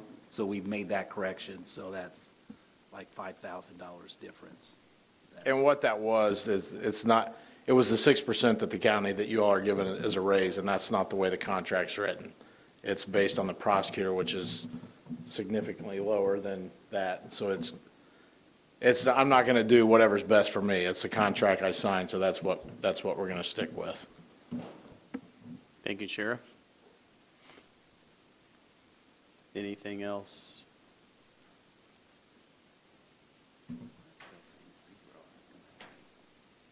Are we needing to readdress anything else general fund wise? I could sit right here. Yeah, because we're getting ready to go to a couple things related to you anyway, so don't escape. All right.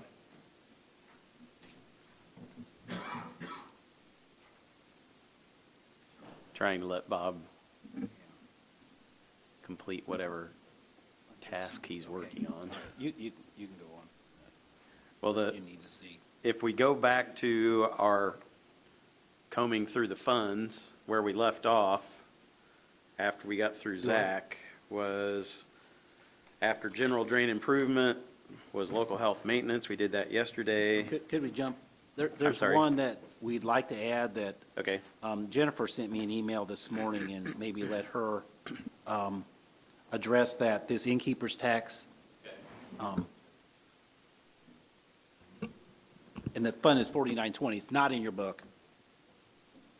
In the request in August, I had asked for the appropriation of $10,000 to audit the hotel's innkeeper tax returns, and then $2,500 to come back to the general fund. And the proposal had called for that for 2 years. So My question to Bob was whether we can just add it now as a budget or seek appropriation in January. And I think if you all were okay with it, he was okay with adding it now as the budget line items for those.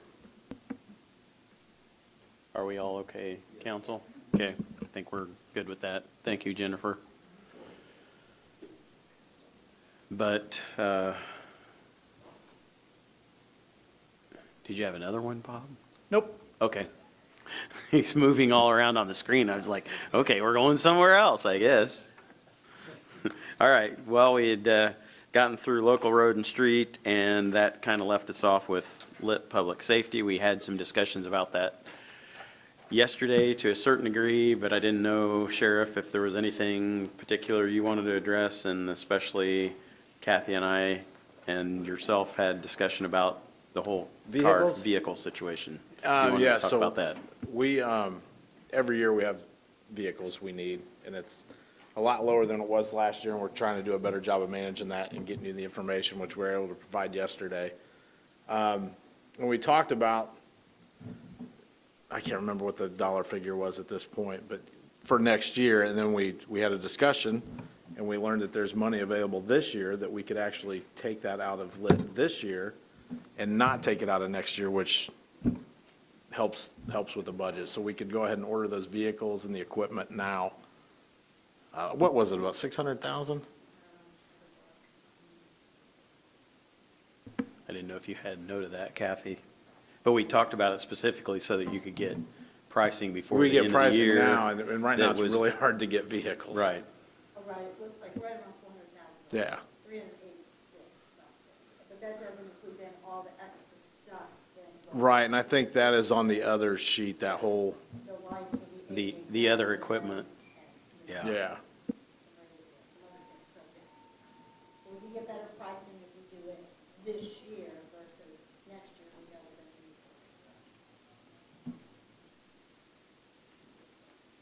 it, so. So essentially, we would do that before the end of the year as an additional appropriation. Yeah, which would come at the next council meeting.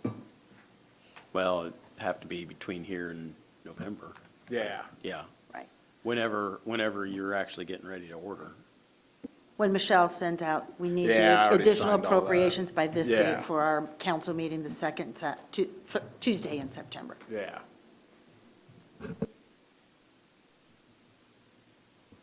So if seems like a reasonable plan, we'll move forward with that. Anything else on public safety we need to be noting? Bob, did you have any little magical squares and triangles that we need to?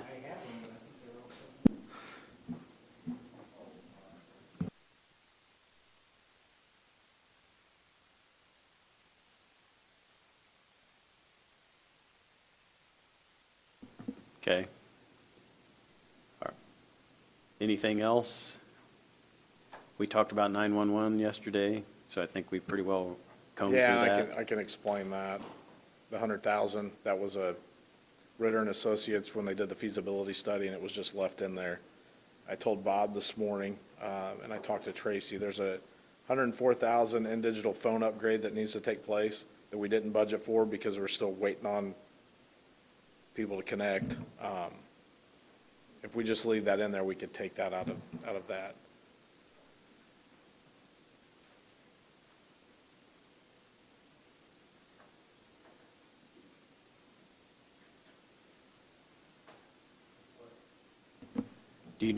Bob, do you know what line that would be that he's talking about?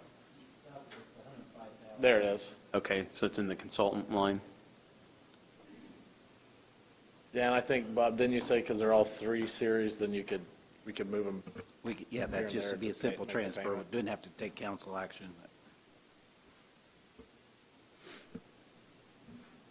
So we can just leave that alone? Yeah, if we leave it alone, then we'll be able to do an upgrade that's desperately needed. Okay, that's acceptable. Kathy, did you have a comment? And this just goes to lit public safety, and I don't know if we just need to have a brief discussion about the new July 1st rule that went into place. This is just kind of an FYI.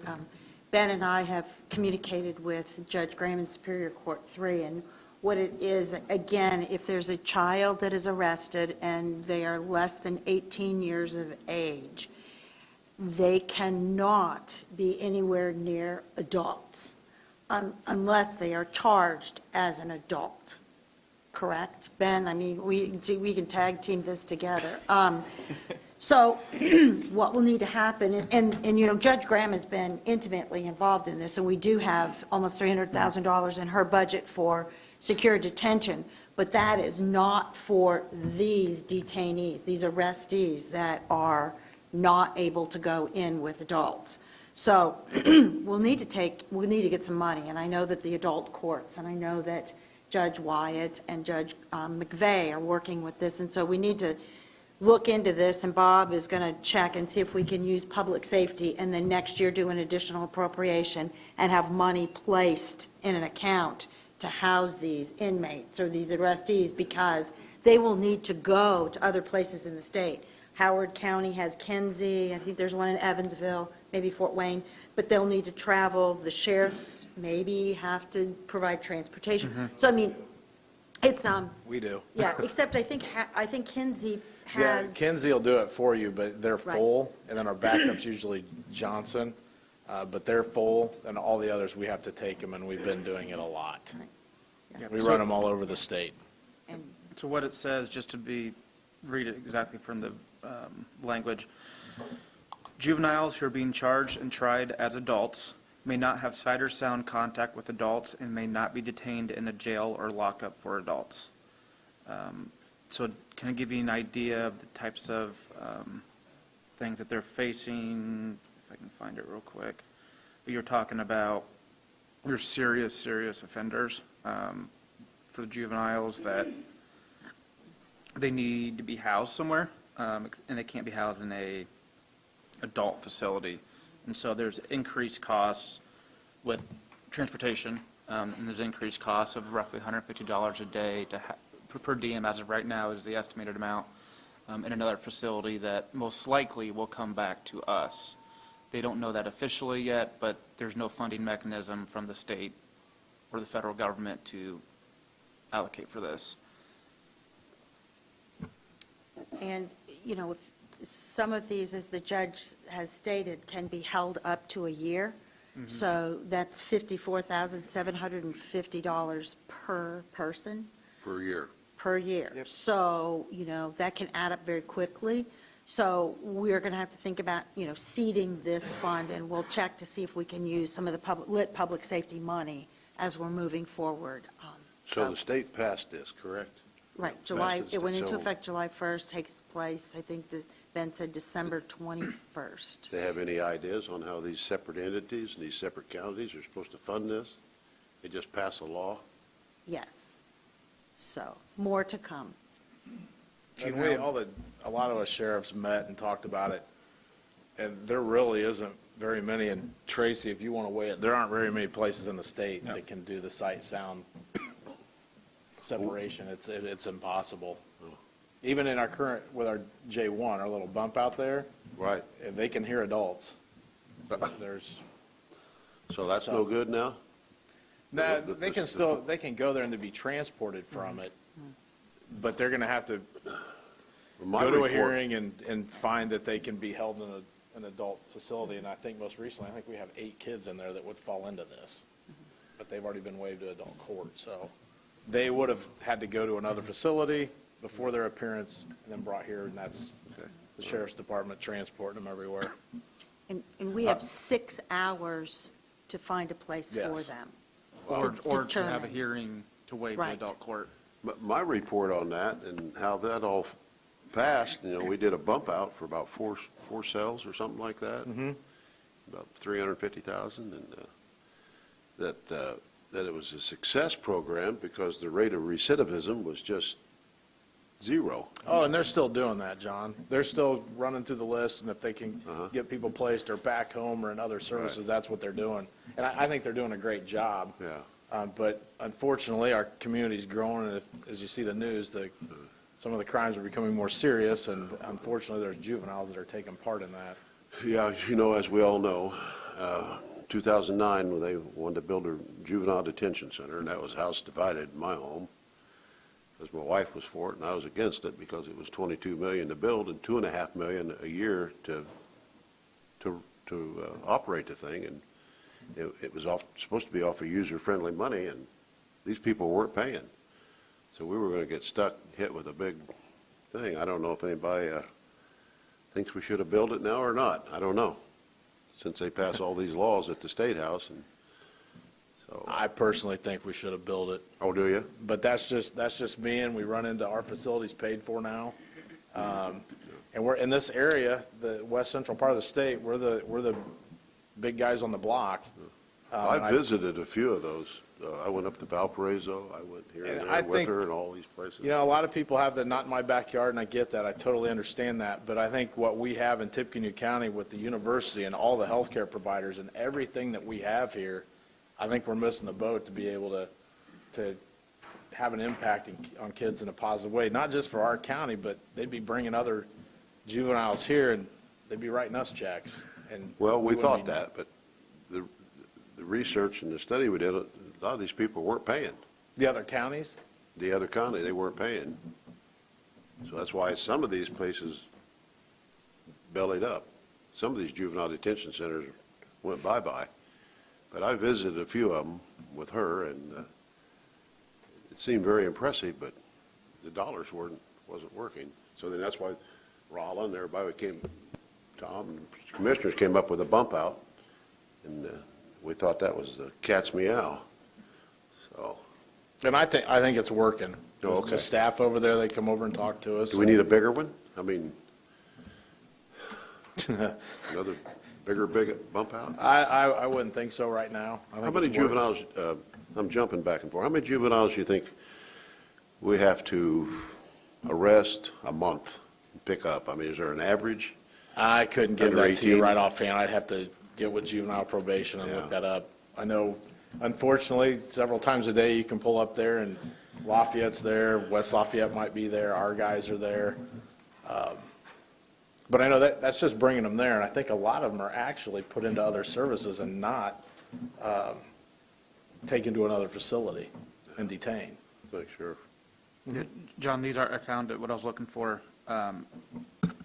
The juvenile court does not or have jurisdiction over an individual for an alleged violation of attempted murder, kidnapping, rape, armed robbery, RBI, or SBI, which I'm not sure what that is.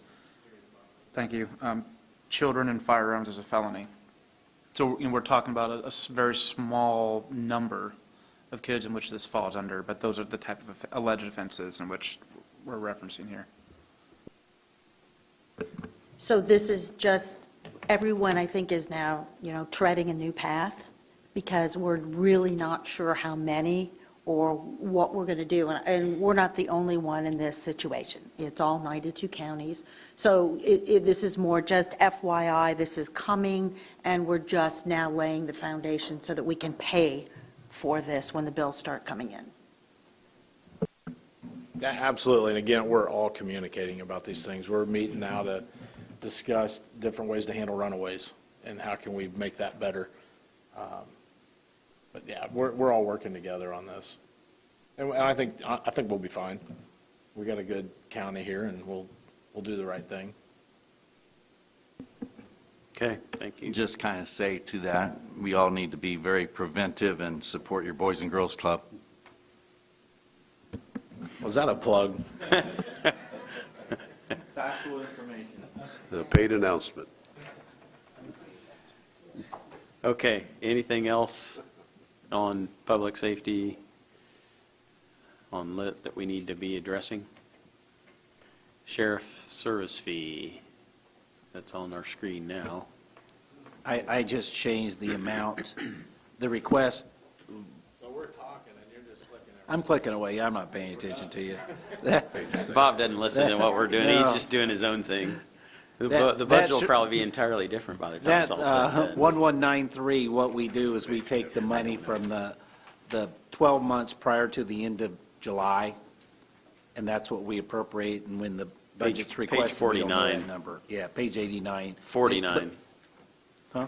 Isn't it 49? 89. Oh, I you're, think. you're on, okay. Oh, for that, that's what For it that shows my little budget, for chart. that actual fund, it's And your page chart 49. is missing the July amount, because that was done before we had the July number in. So, anyway, they requested 133, which was what we had last year, but I guess because of the pandemic, some of those fees were down. So we have 113, which is used for sheriff retirement, which we subtract from what we owe. The general fund pays most of it, but anyway, I've changed that number down.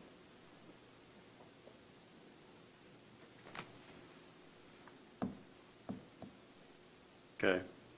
Anything else? We've already done everything on 911 we need to address there. Okay. Thank you, Sheriff.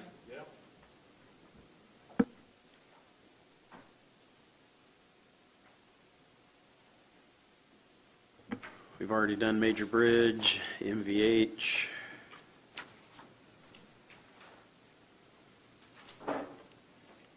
Bob, you're on the hot seat now, flat book. Did we talk about this one yesterday? I don't know if you did or not, but I think we may have here gone over it a little bit. we pay for one employee out here, and she is regular part-time, and she does not take the insurance, so that's why we don't have an insurance line in there. And other than that, I try, this fund is growing in cash balance, as you can see, and there are some things that we need to do, but it's got to be dedicated to things that affect the plat book system in our office. So we have some things we want to do. We do transfer $20,000 out of this fund to the general fund to support Reed, who does the plat books, our GIS person. So we are at least supporting him there. So we're paying for one and a half employees out of there and paying for whatever expenses we can that are directly associated with the plat book system. And that fee did increase a few years ago. And so that's when we were able to pay for all of the salary of our part-time person out of there. Okay. Rainy day fund?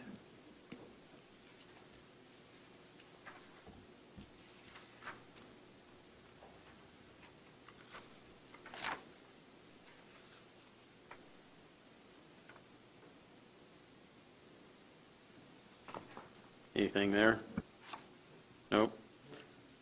We talked about recorder perpetuation yesterday, pretty early on. Just talked about the service fee for sheriff. We talked about public defender user fees yesterday with the public defender. And we talked about cornerstone perpetuation with the surveyor just a little bit ago.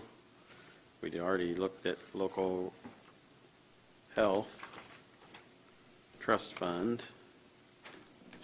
What other ones have we not talked about?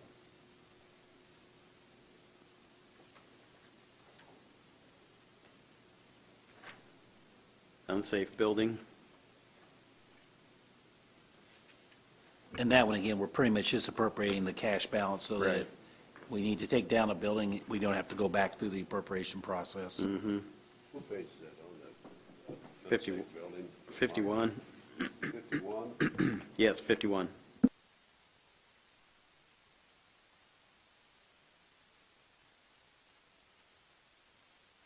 I'm just going from memory of last year.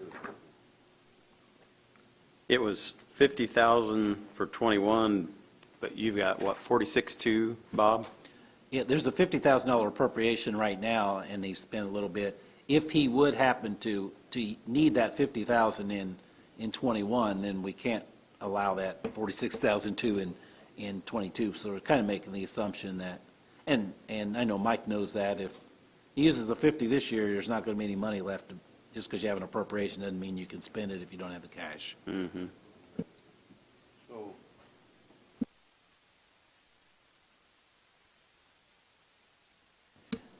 Well, this is kind of set up that if we have to take down an unsafe building, we do charge the owner. And if the owner doesn't pay, eventually we would put it on the tax bill. but you have to front the money. You have to pay it before you get it back. So even if he took down a building, and Mike can answer this but if he takes down a building that costs $50,000, okay, he would use that appropriation, his balance would go down to basically zero, but we got the $50,000 back. But sometimes with unsafe buildings, it takes a little bit of a process to get to the point to where they do pay us back. So it should be a revolving fund, but there might be some times where we just don't get it back. It goes into the cash if they're going to be paying us any money back, but am I not answering your question? We allocate $50,000 set aside. If they're done, that's still part of our budget, right? Yeah. Why do we have to have it? Why do we have to have 50,000? I mean, no better, it takes it. Sorry, I've been doing good on pushing the button. I guess I wasn't there. So, so why do we have to have it there? I mean, if the need is there, Mike can come to us and say, hey, I got a building to knock down. If we didn't have this fund, I mean, he'd have to be Well, coming I can back to see us out of having- the general fund to doing it, and Right. this has just been a dedicated fund many, many years ago. We took general fund money and created this fund. Okay. Then it would just be a revolving. Once we took money out of the general fund and saved, I don't remember if it was, it seemed like we did it 2 different years, like $25,000 for 2 years in a row to get up to 50. And then, since that time, then that fund has got money in it, so he can use the money out of that fund to take down a building and then get the reimbursement to put money back into that fund, so we can do it a second and third time.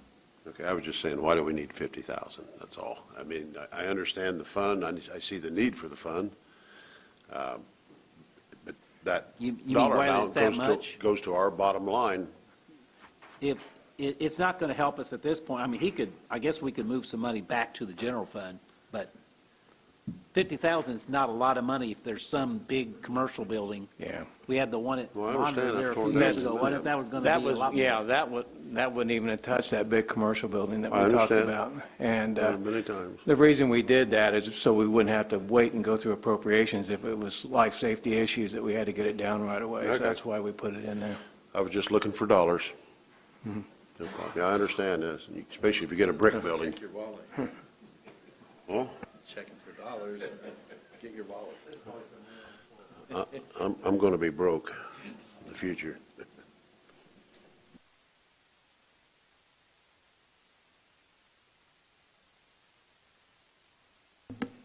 Okay. GAL grant for CASA. Is there anything there? Okay.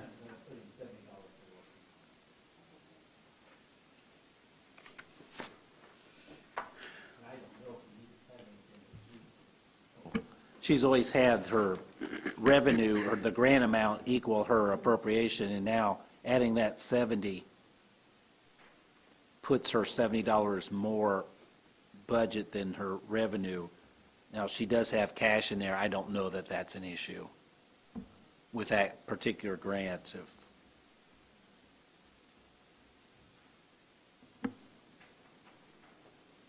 Okay.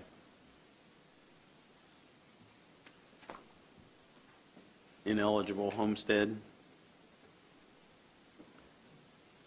That is my fund, where people have homesteads that they're not supposed to, and once we find out, we bill them, and we collect a little bit of money there. This went back to many years ago not many years ago, when Jennifer was auditor. That's when we went through a lot of those. The money is kind of working itself down, but I pay for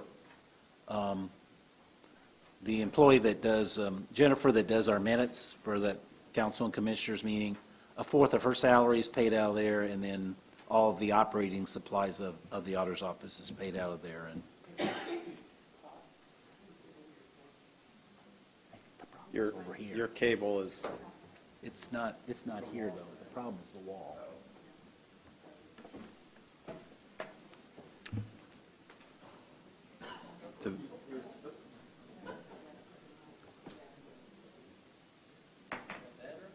no, Still.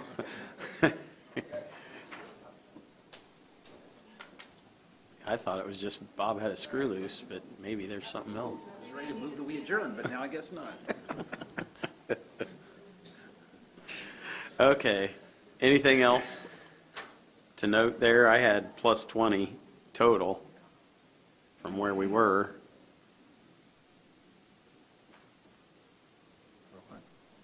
Because the original was 86,889, and we're at 86,909. I added Oh, the 20 $20 for the my workers' workers' comp? comp, Okay. yeah. Okay. We've already talked about elected officials training. We talked about 911 and reassessment.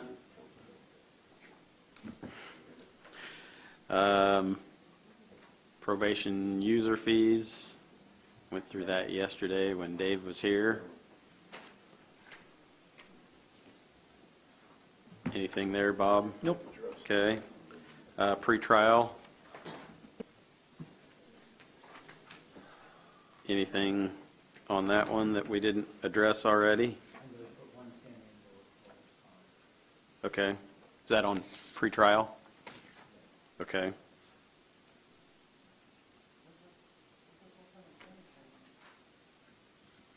Are there any full-time employees in pretrial? Do we need worker comp if there's no full-time employees?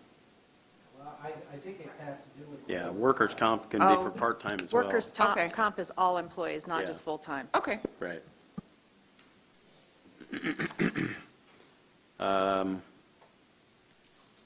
Infraction diversion. Ben's trying to help you out over there, but I don't. He's trying, but it's not helping.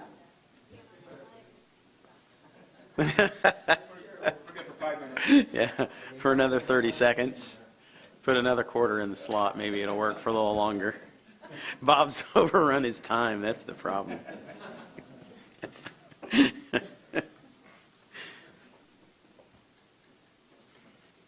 Okay, substance abuse.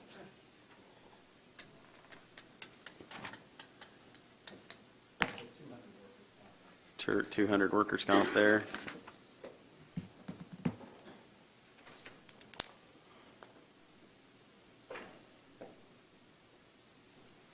Okay. Jury pay.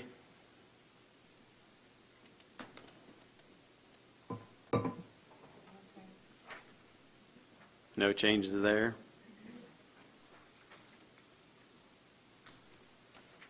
Family counseling. No change.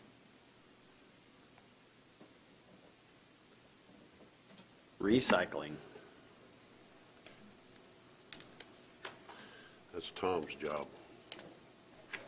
Tom has to do all the recycling? Yeah, he carries a bag and a pickup stick around the city and picks up trash. That's totally, I don't know what that one is. Can you tell us what that is, Bob?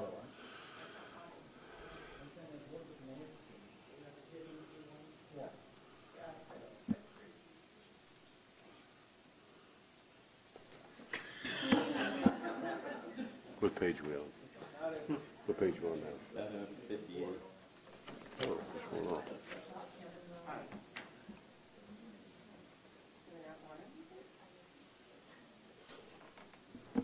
Okay, so no one knows for sure what the recycling is? There's no request anyway. It's the tipping fees we collect out there at the transfer station. You'll see the revenue coming in is basically 18,000, blah, blah, blah.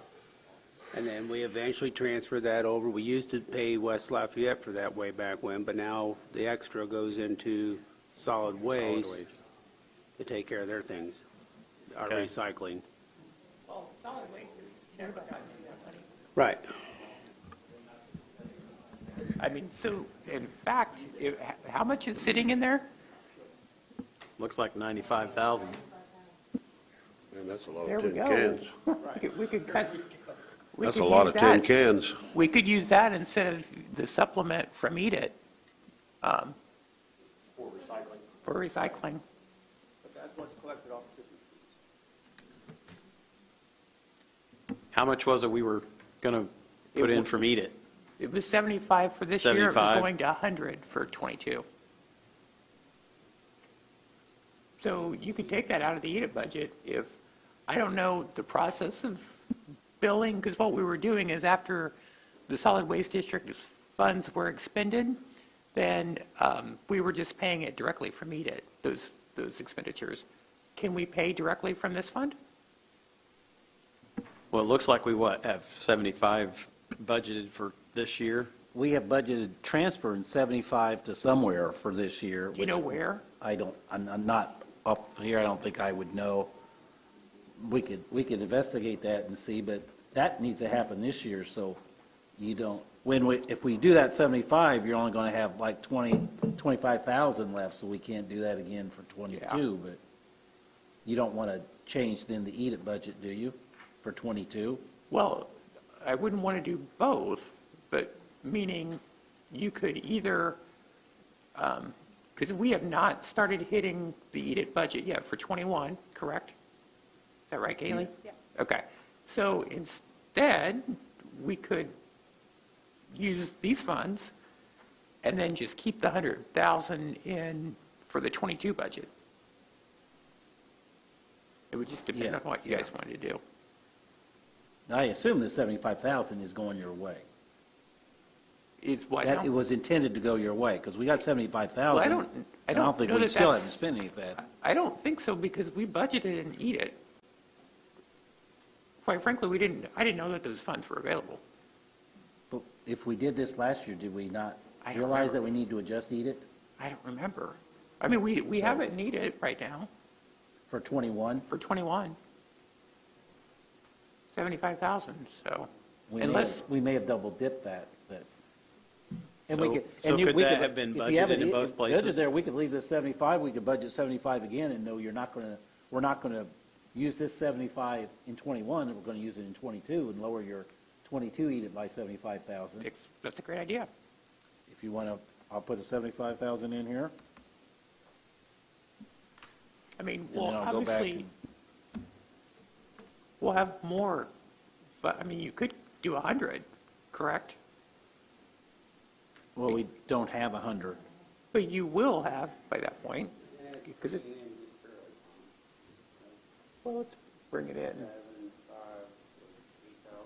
Yeah. We probably would have 100,000 by the end of the year, but It's up to you. I mean, it's up to council, but Any thoughts by council? 75, stick with that, or do we want to go to where is this at in Eat It? yeah, where is the 100? Other professional services, 3190, In there, in that number? yes. Now, what we want to do? Stay with the 75? sounds good. Okay. Kaylee, you have to help remember that, okay? She will. Make a special note. Okay. Parking garage maintenance. Nothing on there? Would we have, I mean, it's kind of nice, would we have any sort of estimate? We received no estimate from the commissioners for revenue for that fund? Unless you're not going to be charging next year for the parking garage.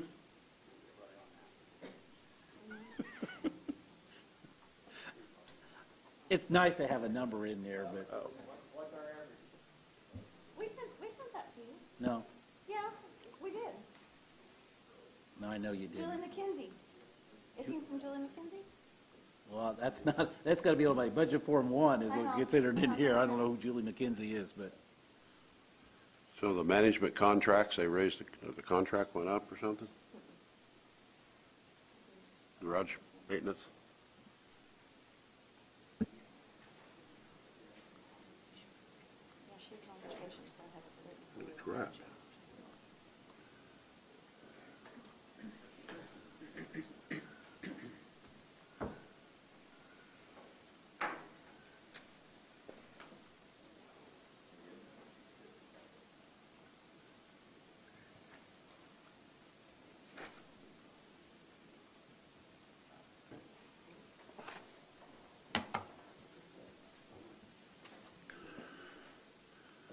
What are we looking up, Mel, Bob? Trying to see what the revenue would be on, Okay, the revenue for the park and ride? yes. What is the cost of business depreciation? What? It's been zeroed out. That was something, we've had that 50,000 in there every year, and we never use it, but it's almost like a cushion there if something happens to the parking garage and we need some work done quick, that we wouldn't have to go through the appropriation process. We at least have $50,000. But you got maintenance and repairs, 68,000. Yeah, but then that's. And you've only that- spent a yeah. couple thousand. We've had it in there every year since we've had the parking garage, and it's, I think Greg's idea was to move that money into a fund to accumulate for major costs of the parking garage. I don't see that that's necessary because we have the cash balance of the fund. You know, you got $686,000 there, so I don't know the reason why we'd want to move it into another fund, but that was the initial purpose of it. It was depreciation, so as depreciation went off, we were capturing that depreciation and putting into a fund to pay for capital expenses of the garage. I understand that. But why do we need such a large number on the maintenance and repair and everything? I mean, if you need the garage repaired, we'll repair it. Greg, who, Veritas. oh, remember that guy. Wouldn't this help our bottom line again? To have, No, it's all within this fund. okay. But it does have a $50,000 appropriation in case there is a, $68,000. That isn't much money if we Okay. have anything major need to be done. Okay, so you got a $50,000 appropriation, and you have a $150,000 job.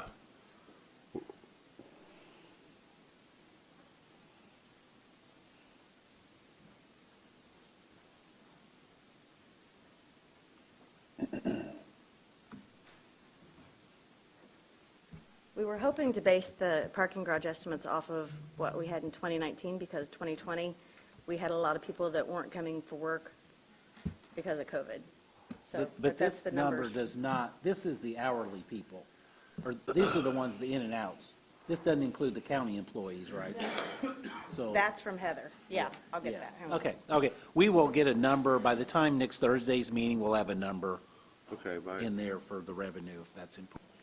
Okay, point I'm trying to make, we got $50,000 in there. We got a job of 150. Where are we going to get the other 100? Well, we got cash in the fund, so Well, it just has to be I guess I just don't understand. If you allocate money, then that's money that goes against the bottom line for our budget. Correct? But this fund, it's I all know set it's a separate within that fund. fund. Its own fund.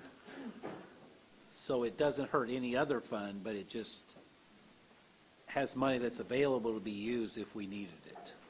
If we need more, there's more in that. Then there's more, yeah, you have to go through the additional appropriation if we need more than 50,000. No. Okay. We're going to move on. Fairgrounds donation fund. Anything there? Andy or Dave? No naming rights for any buildings or anything like that? I would suggest if we've got 17,000 in there, why don't we do the 8,500 appropriation each line there, just so it's there, so if he needs it, he doesn't have to wait. Okay. All right. So is that set? Okay, council? 8,500 Yep. in each line? Okay. Is that okay, Andy? Okay. The new, you guys just transferred, we made a new fund or whatever, or what do we call it, Bob? Is that a different fund, or is that going to be the same fund? No, that's a different fund. Okay. Because we do know we have companies looking at buying the two signs and giving us, and that money, I assume, will go in there to pay for the signs or whatever. Okay. That's a What different is that fund, Bob? The new one? Yeah, sorry, Keely. Because this is the one we've always had, right? This. Right. We've Okay. had this one for Yeah, a this few is years. the same one. What? 4925? 4925 is the number. And We don't have any money in there yet, do we? A little bit. Or Is there? did they put 200 in there from a donation? Did Emily? We got a donation for the rabbit cages. $220. That's what we got in there, right? Yeah. See? All We're right. rolling. Rabbit money.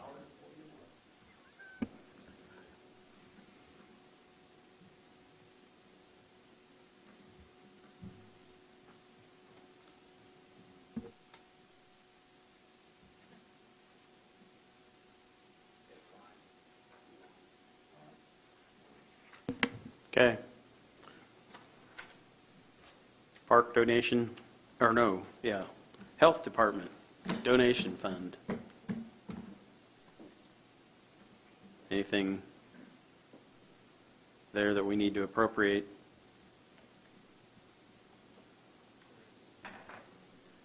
Yeah.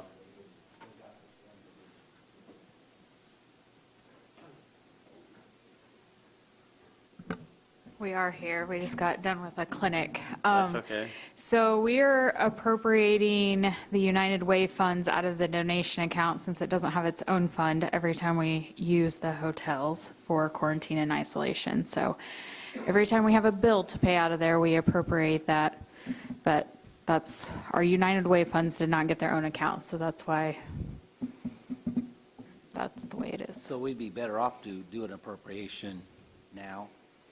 Just, I mean, you got $11,000, maybe don't even appropriate the whole thing, but Well, we have to give that money back if we don't spend it, so how do you want to do it? We don't care. It would have been easier for it to have its own fund, probably, has it been going into this fund? That's where we were told to put it, into Okay. the donation fund. Okay, and that's fine. And we could write a claim out of the donation fund if we need to give it back. Okay, So- that's fine. We can appropriate it all. And are you going to be planning on spending any more this year? I mean, It's for when people get quarantined and isolated, so since our COVID cases are going up, I'm guessing that we're probably going to spend more money.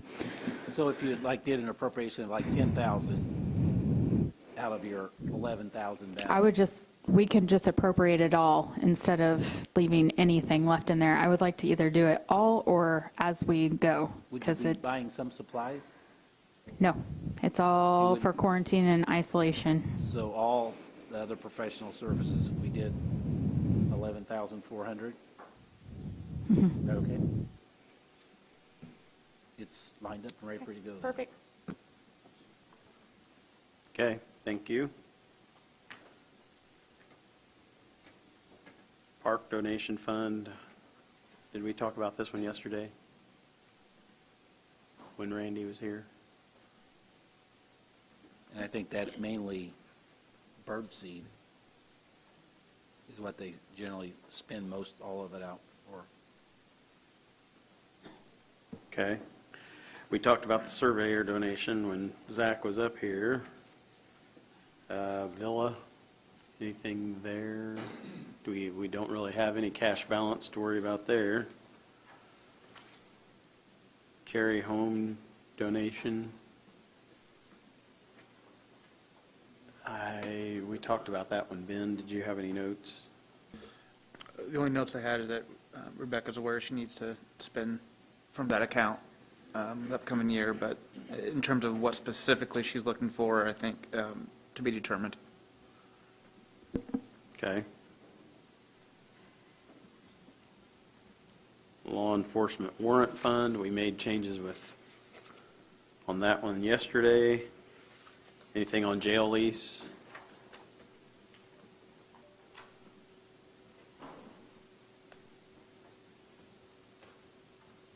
That is just the number. This is going to be cut back.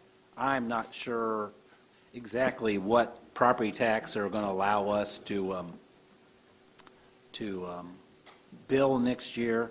The DLGF will decide this, so I put in, the way I understand it, you can do 15% above what is due the next year, so that's where this number came from. The 1.5 million in property tax, because the first year, you've got to get more money in to be able to pay I believe we only have one payment that's due in '22, if I remember right. So, and we're only going to spend 652, and we're bringing in 1.6 million. So, at the end of the year, you'd have $1 million extra. But then I think we have a bill that's due the very first part of '23. So then that's, we never can have a negative balance. So I put that in there. We will have some financial institutions. I don't know how much that would be, so I left that empty as far as the commercial vehicle excise tax.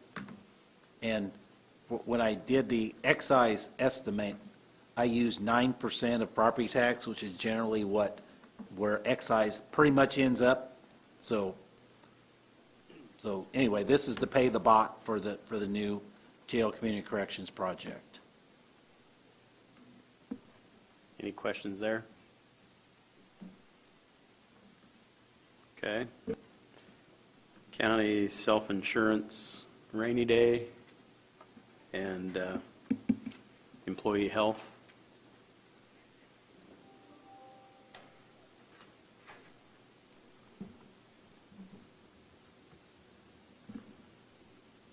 Anything to note there? Not, we'll move on. Talked about excise surtax and wheel tax, highway project fund, and all of the related drainage funds.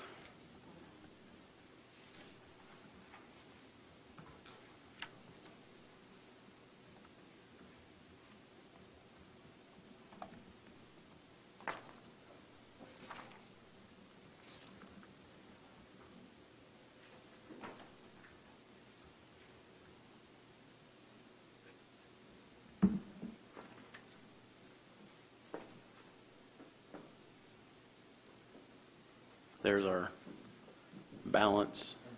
Number's going to have to be adjusted a little bit because I'll make the correction to make sure we come to zero on the 93% calculation. Yep. Okay, then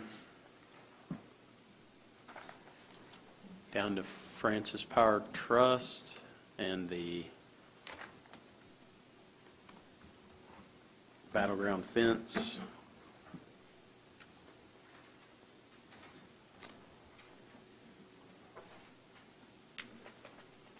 We talked about 4D incentive yesterday. Anything else there?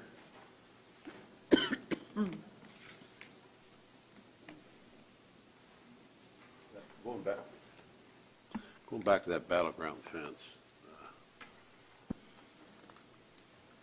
I thought that fund was created when someone crashed through that fence. And it finally got fixed after 2 or 3 years. Yeah, that's state constitution. Okay. That is a requirement. We have to have that fund.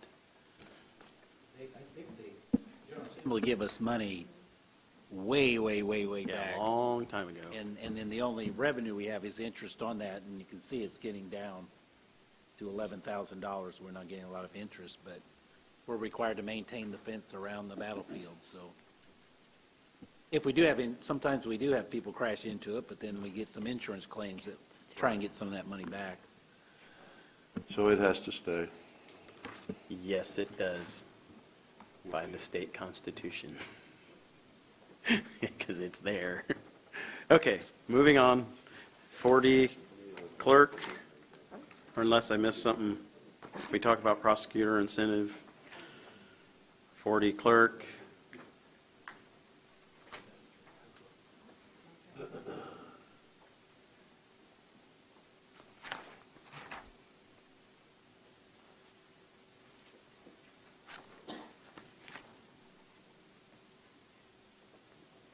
Anything on American Rescue Act stuff? I threw that to one in be- there just for kicks and giggles. If there was any appropriation that needed to be done, we could just do it at this point, but I don't think we're at that point I don't think yet, we are Bob. either, so I was. I don't think we're I at was that point. optimistic, but Unfortunately, we're not quite that far I along. forgot we were government.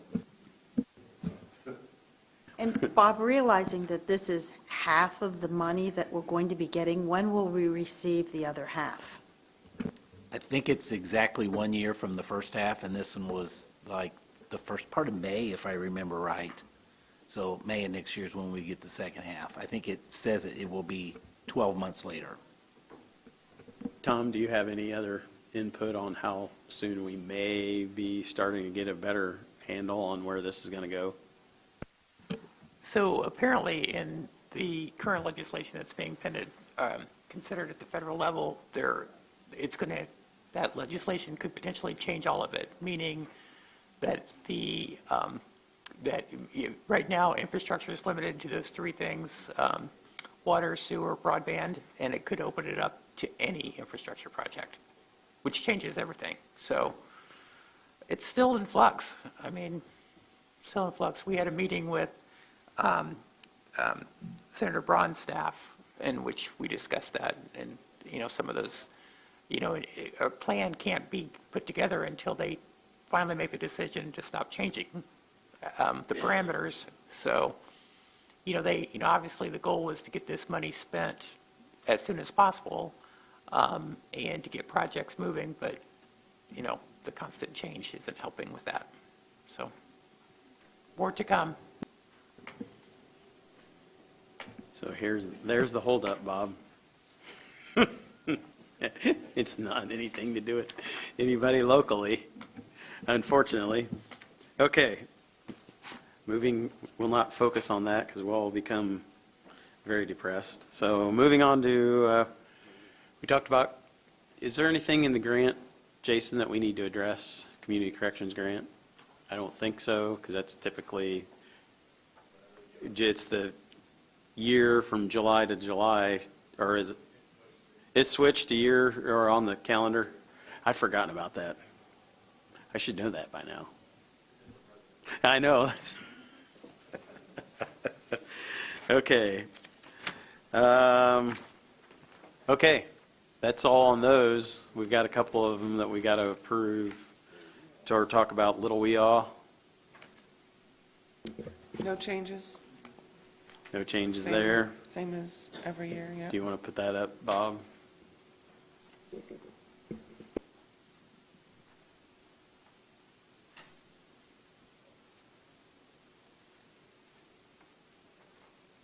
Any questions by council on that one? On Little Weeaw, Mm-hmm. I see we have a steady number of repairs and maintenance structures. Mm-hmm. Why? Why? Have they done anything lately?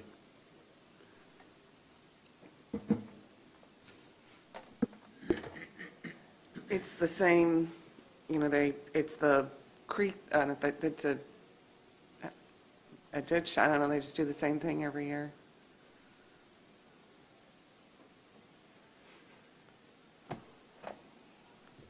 I can get you more information from them if you want to know more about it. We got it allocated, we got it appropriated, I just didn't know if we'd spend any money out of it. It looks like they spend every dime. Well, this is just Bob, what's do you- approved every do you year. have This isn't what's any spent. record at all of what's been spent? I think, don't we do the annual report? We may be able to find something for next Thursday on their actual, but that's not turned in. I have no idea what they're spending or what their cash balance is. That's not, we may have had something in Gateway that we can get that for next Thursday night. If you want to see that, we can have something ready on that one. Well, that's what we're here for. But it's not really a county department, but the council has to approve this one. So I don't know, we don't pay the bills, we don't have any involvement in it, really. Okay. If council's okay, we'll move on to solid waste.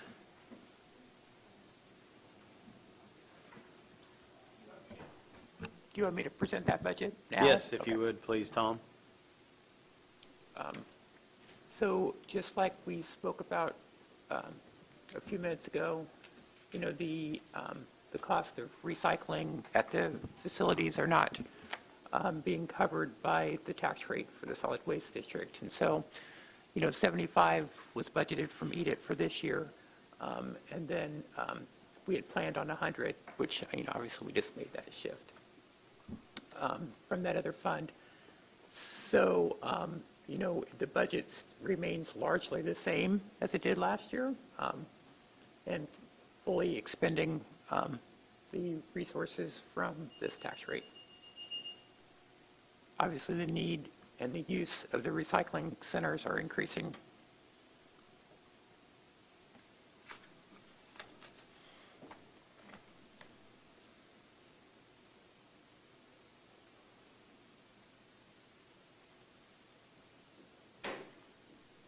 Okay. Any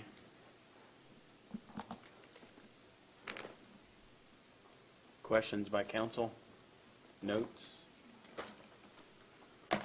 Thank you, Tom. We all okay with, I mean, obviously, that's pretty much it is what it is.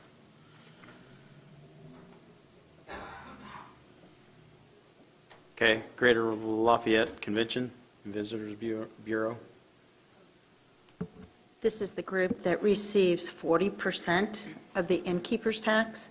So they present the budget is, again, 6% increase for wages. They usually mirror what the county does.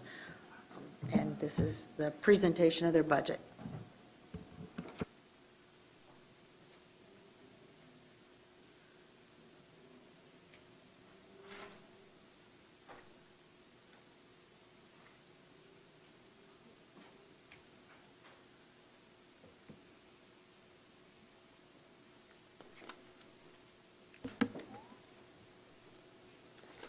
Questions from council? Anything we're not comfortable with? Looks okay. We will move on. And that's the last of them, isn't it, Bob?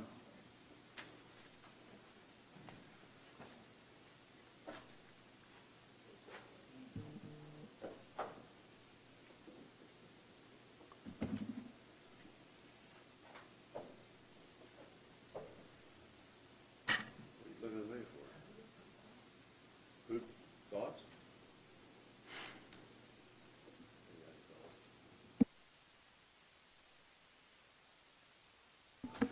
Okay, so if we're okay with that, we've got our outline for what we're doing on the general fund.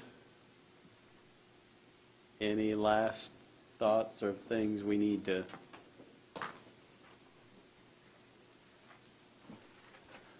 read? Anything else before? Obviously, we still have clear till our September meeting if there's absolutely need for any changes, because that's when we do our second reading. Yes. Thursday, 6 o'clock. We still got that meeting at 12 noon on the 2nd? Tom? Yeah, okay.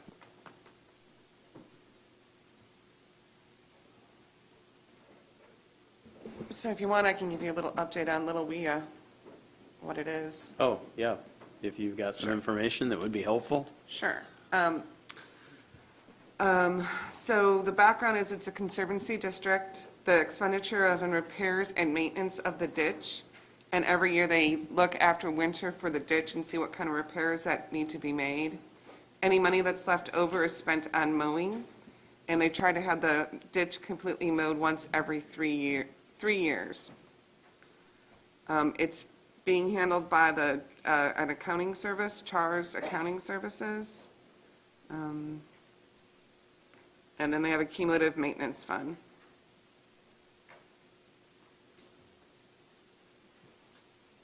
Does that help, John? That I don't have. I'd have to ask.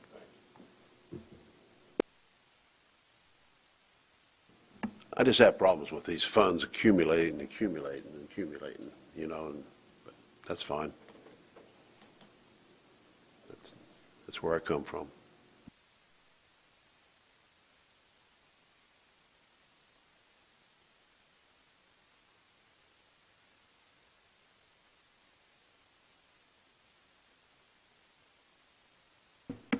So is that our number, Bob, at this point? 2.37? 2.037, I think, that we're taking out of there? The money out of the 3.4 million. That makes this come back to hit right at 93%.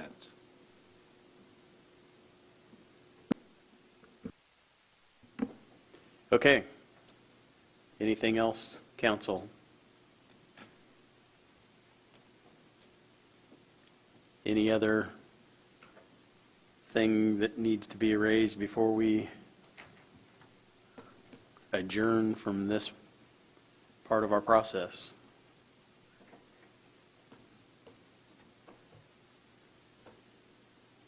Hearing none, do I have a motion? Move to adjourn. Second. We are adjourned. Thank you, everyone. We'll see you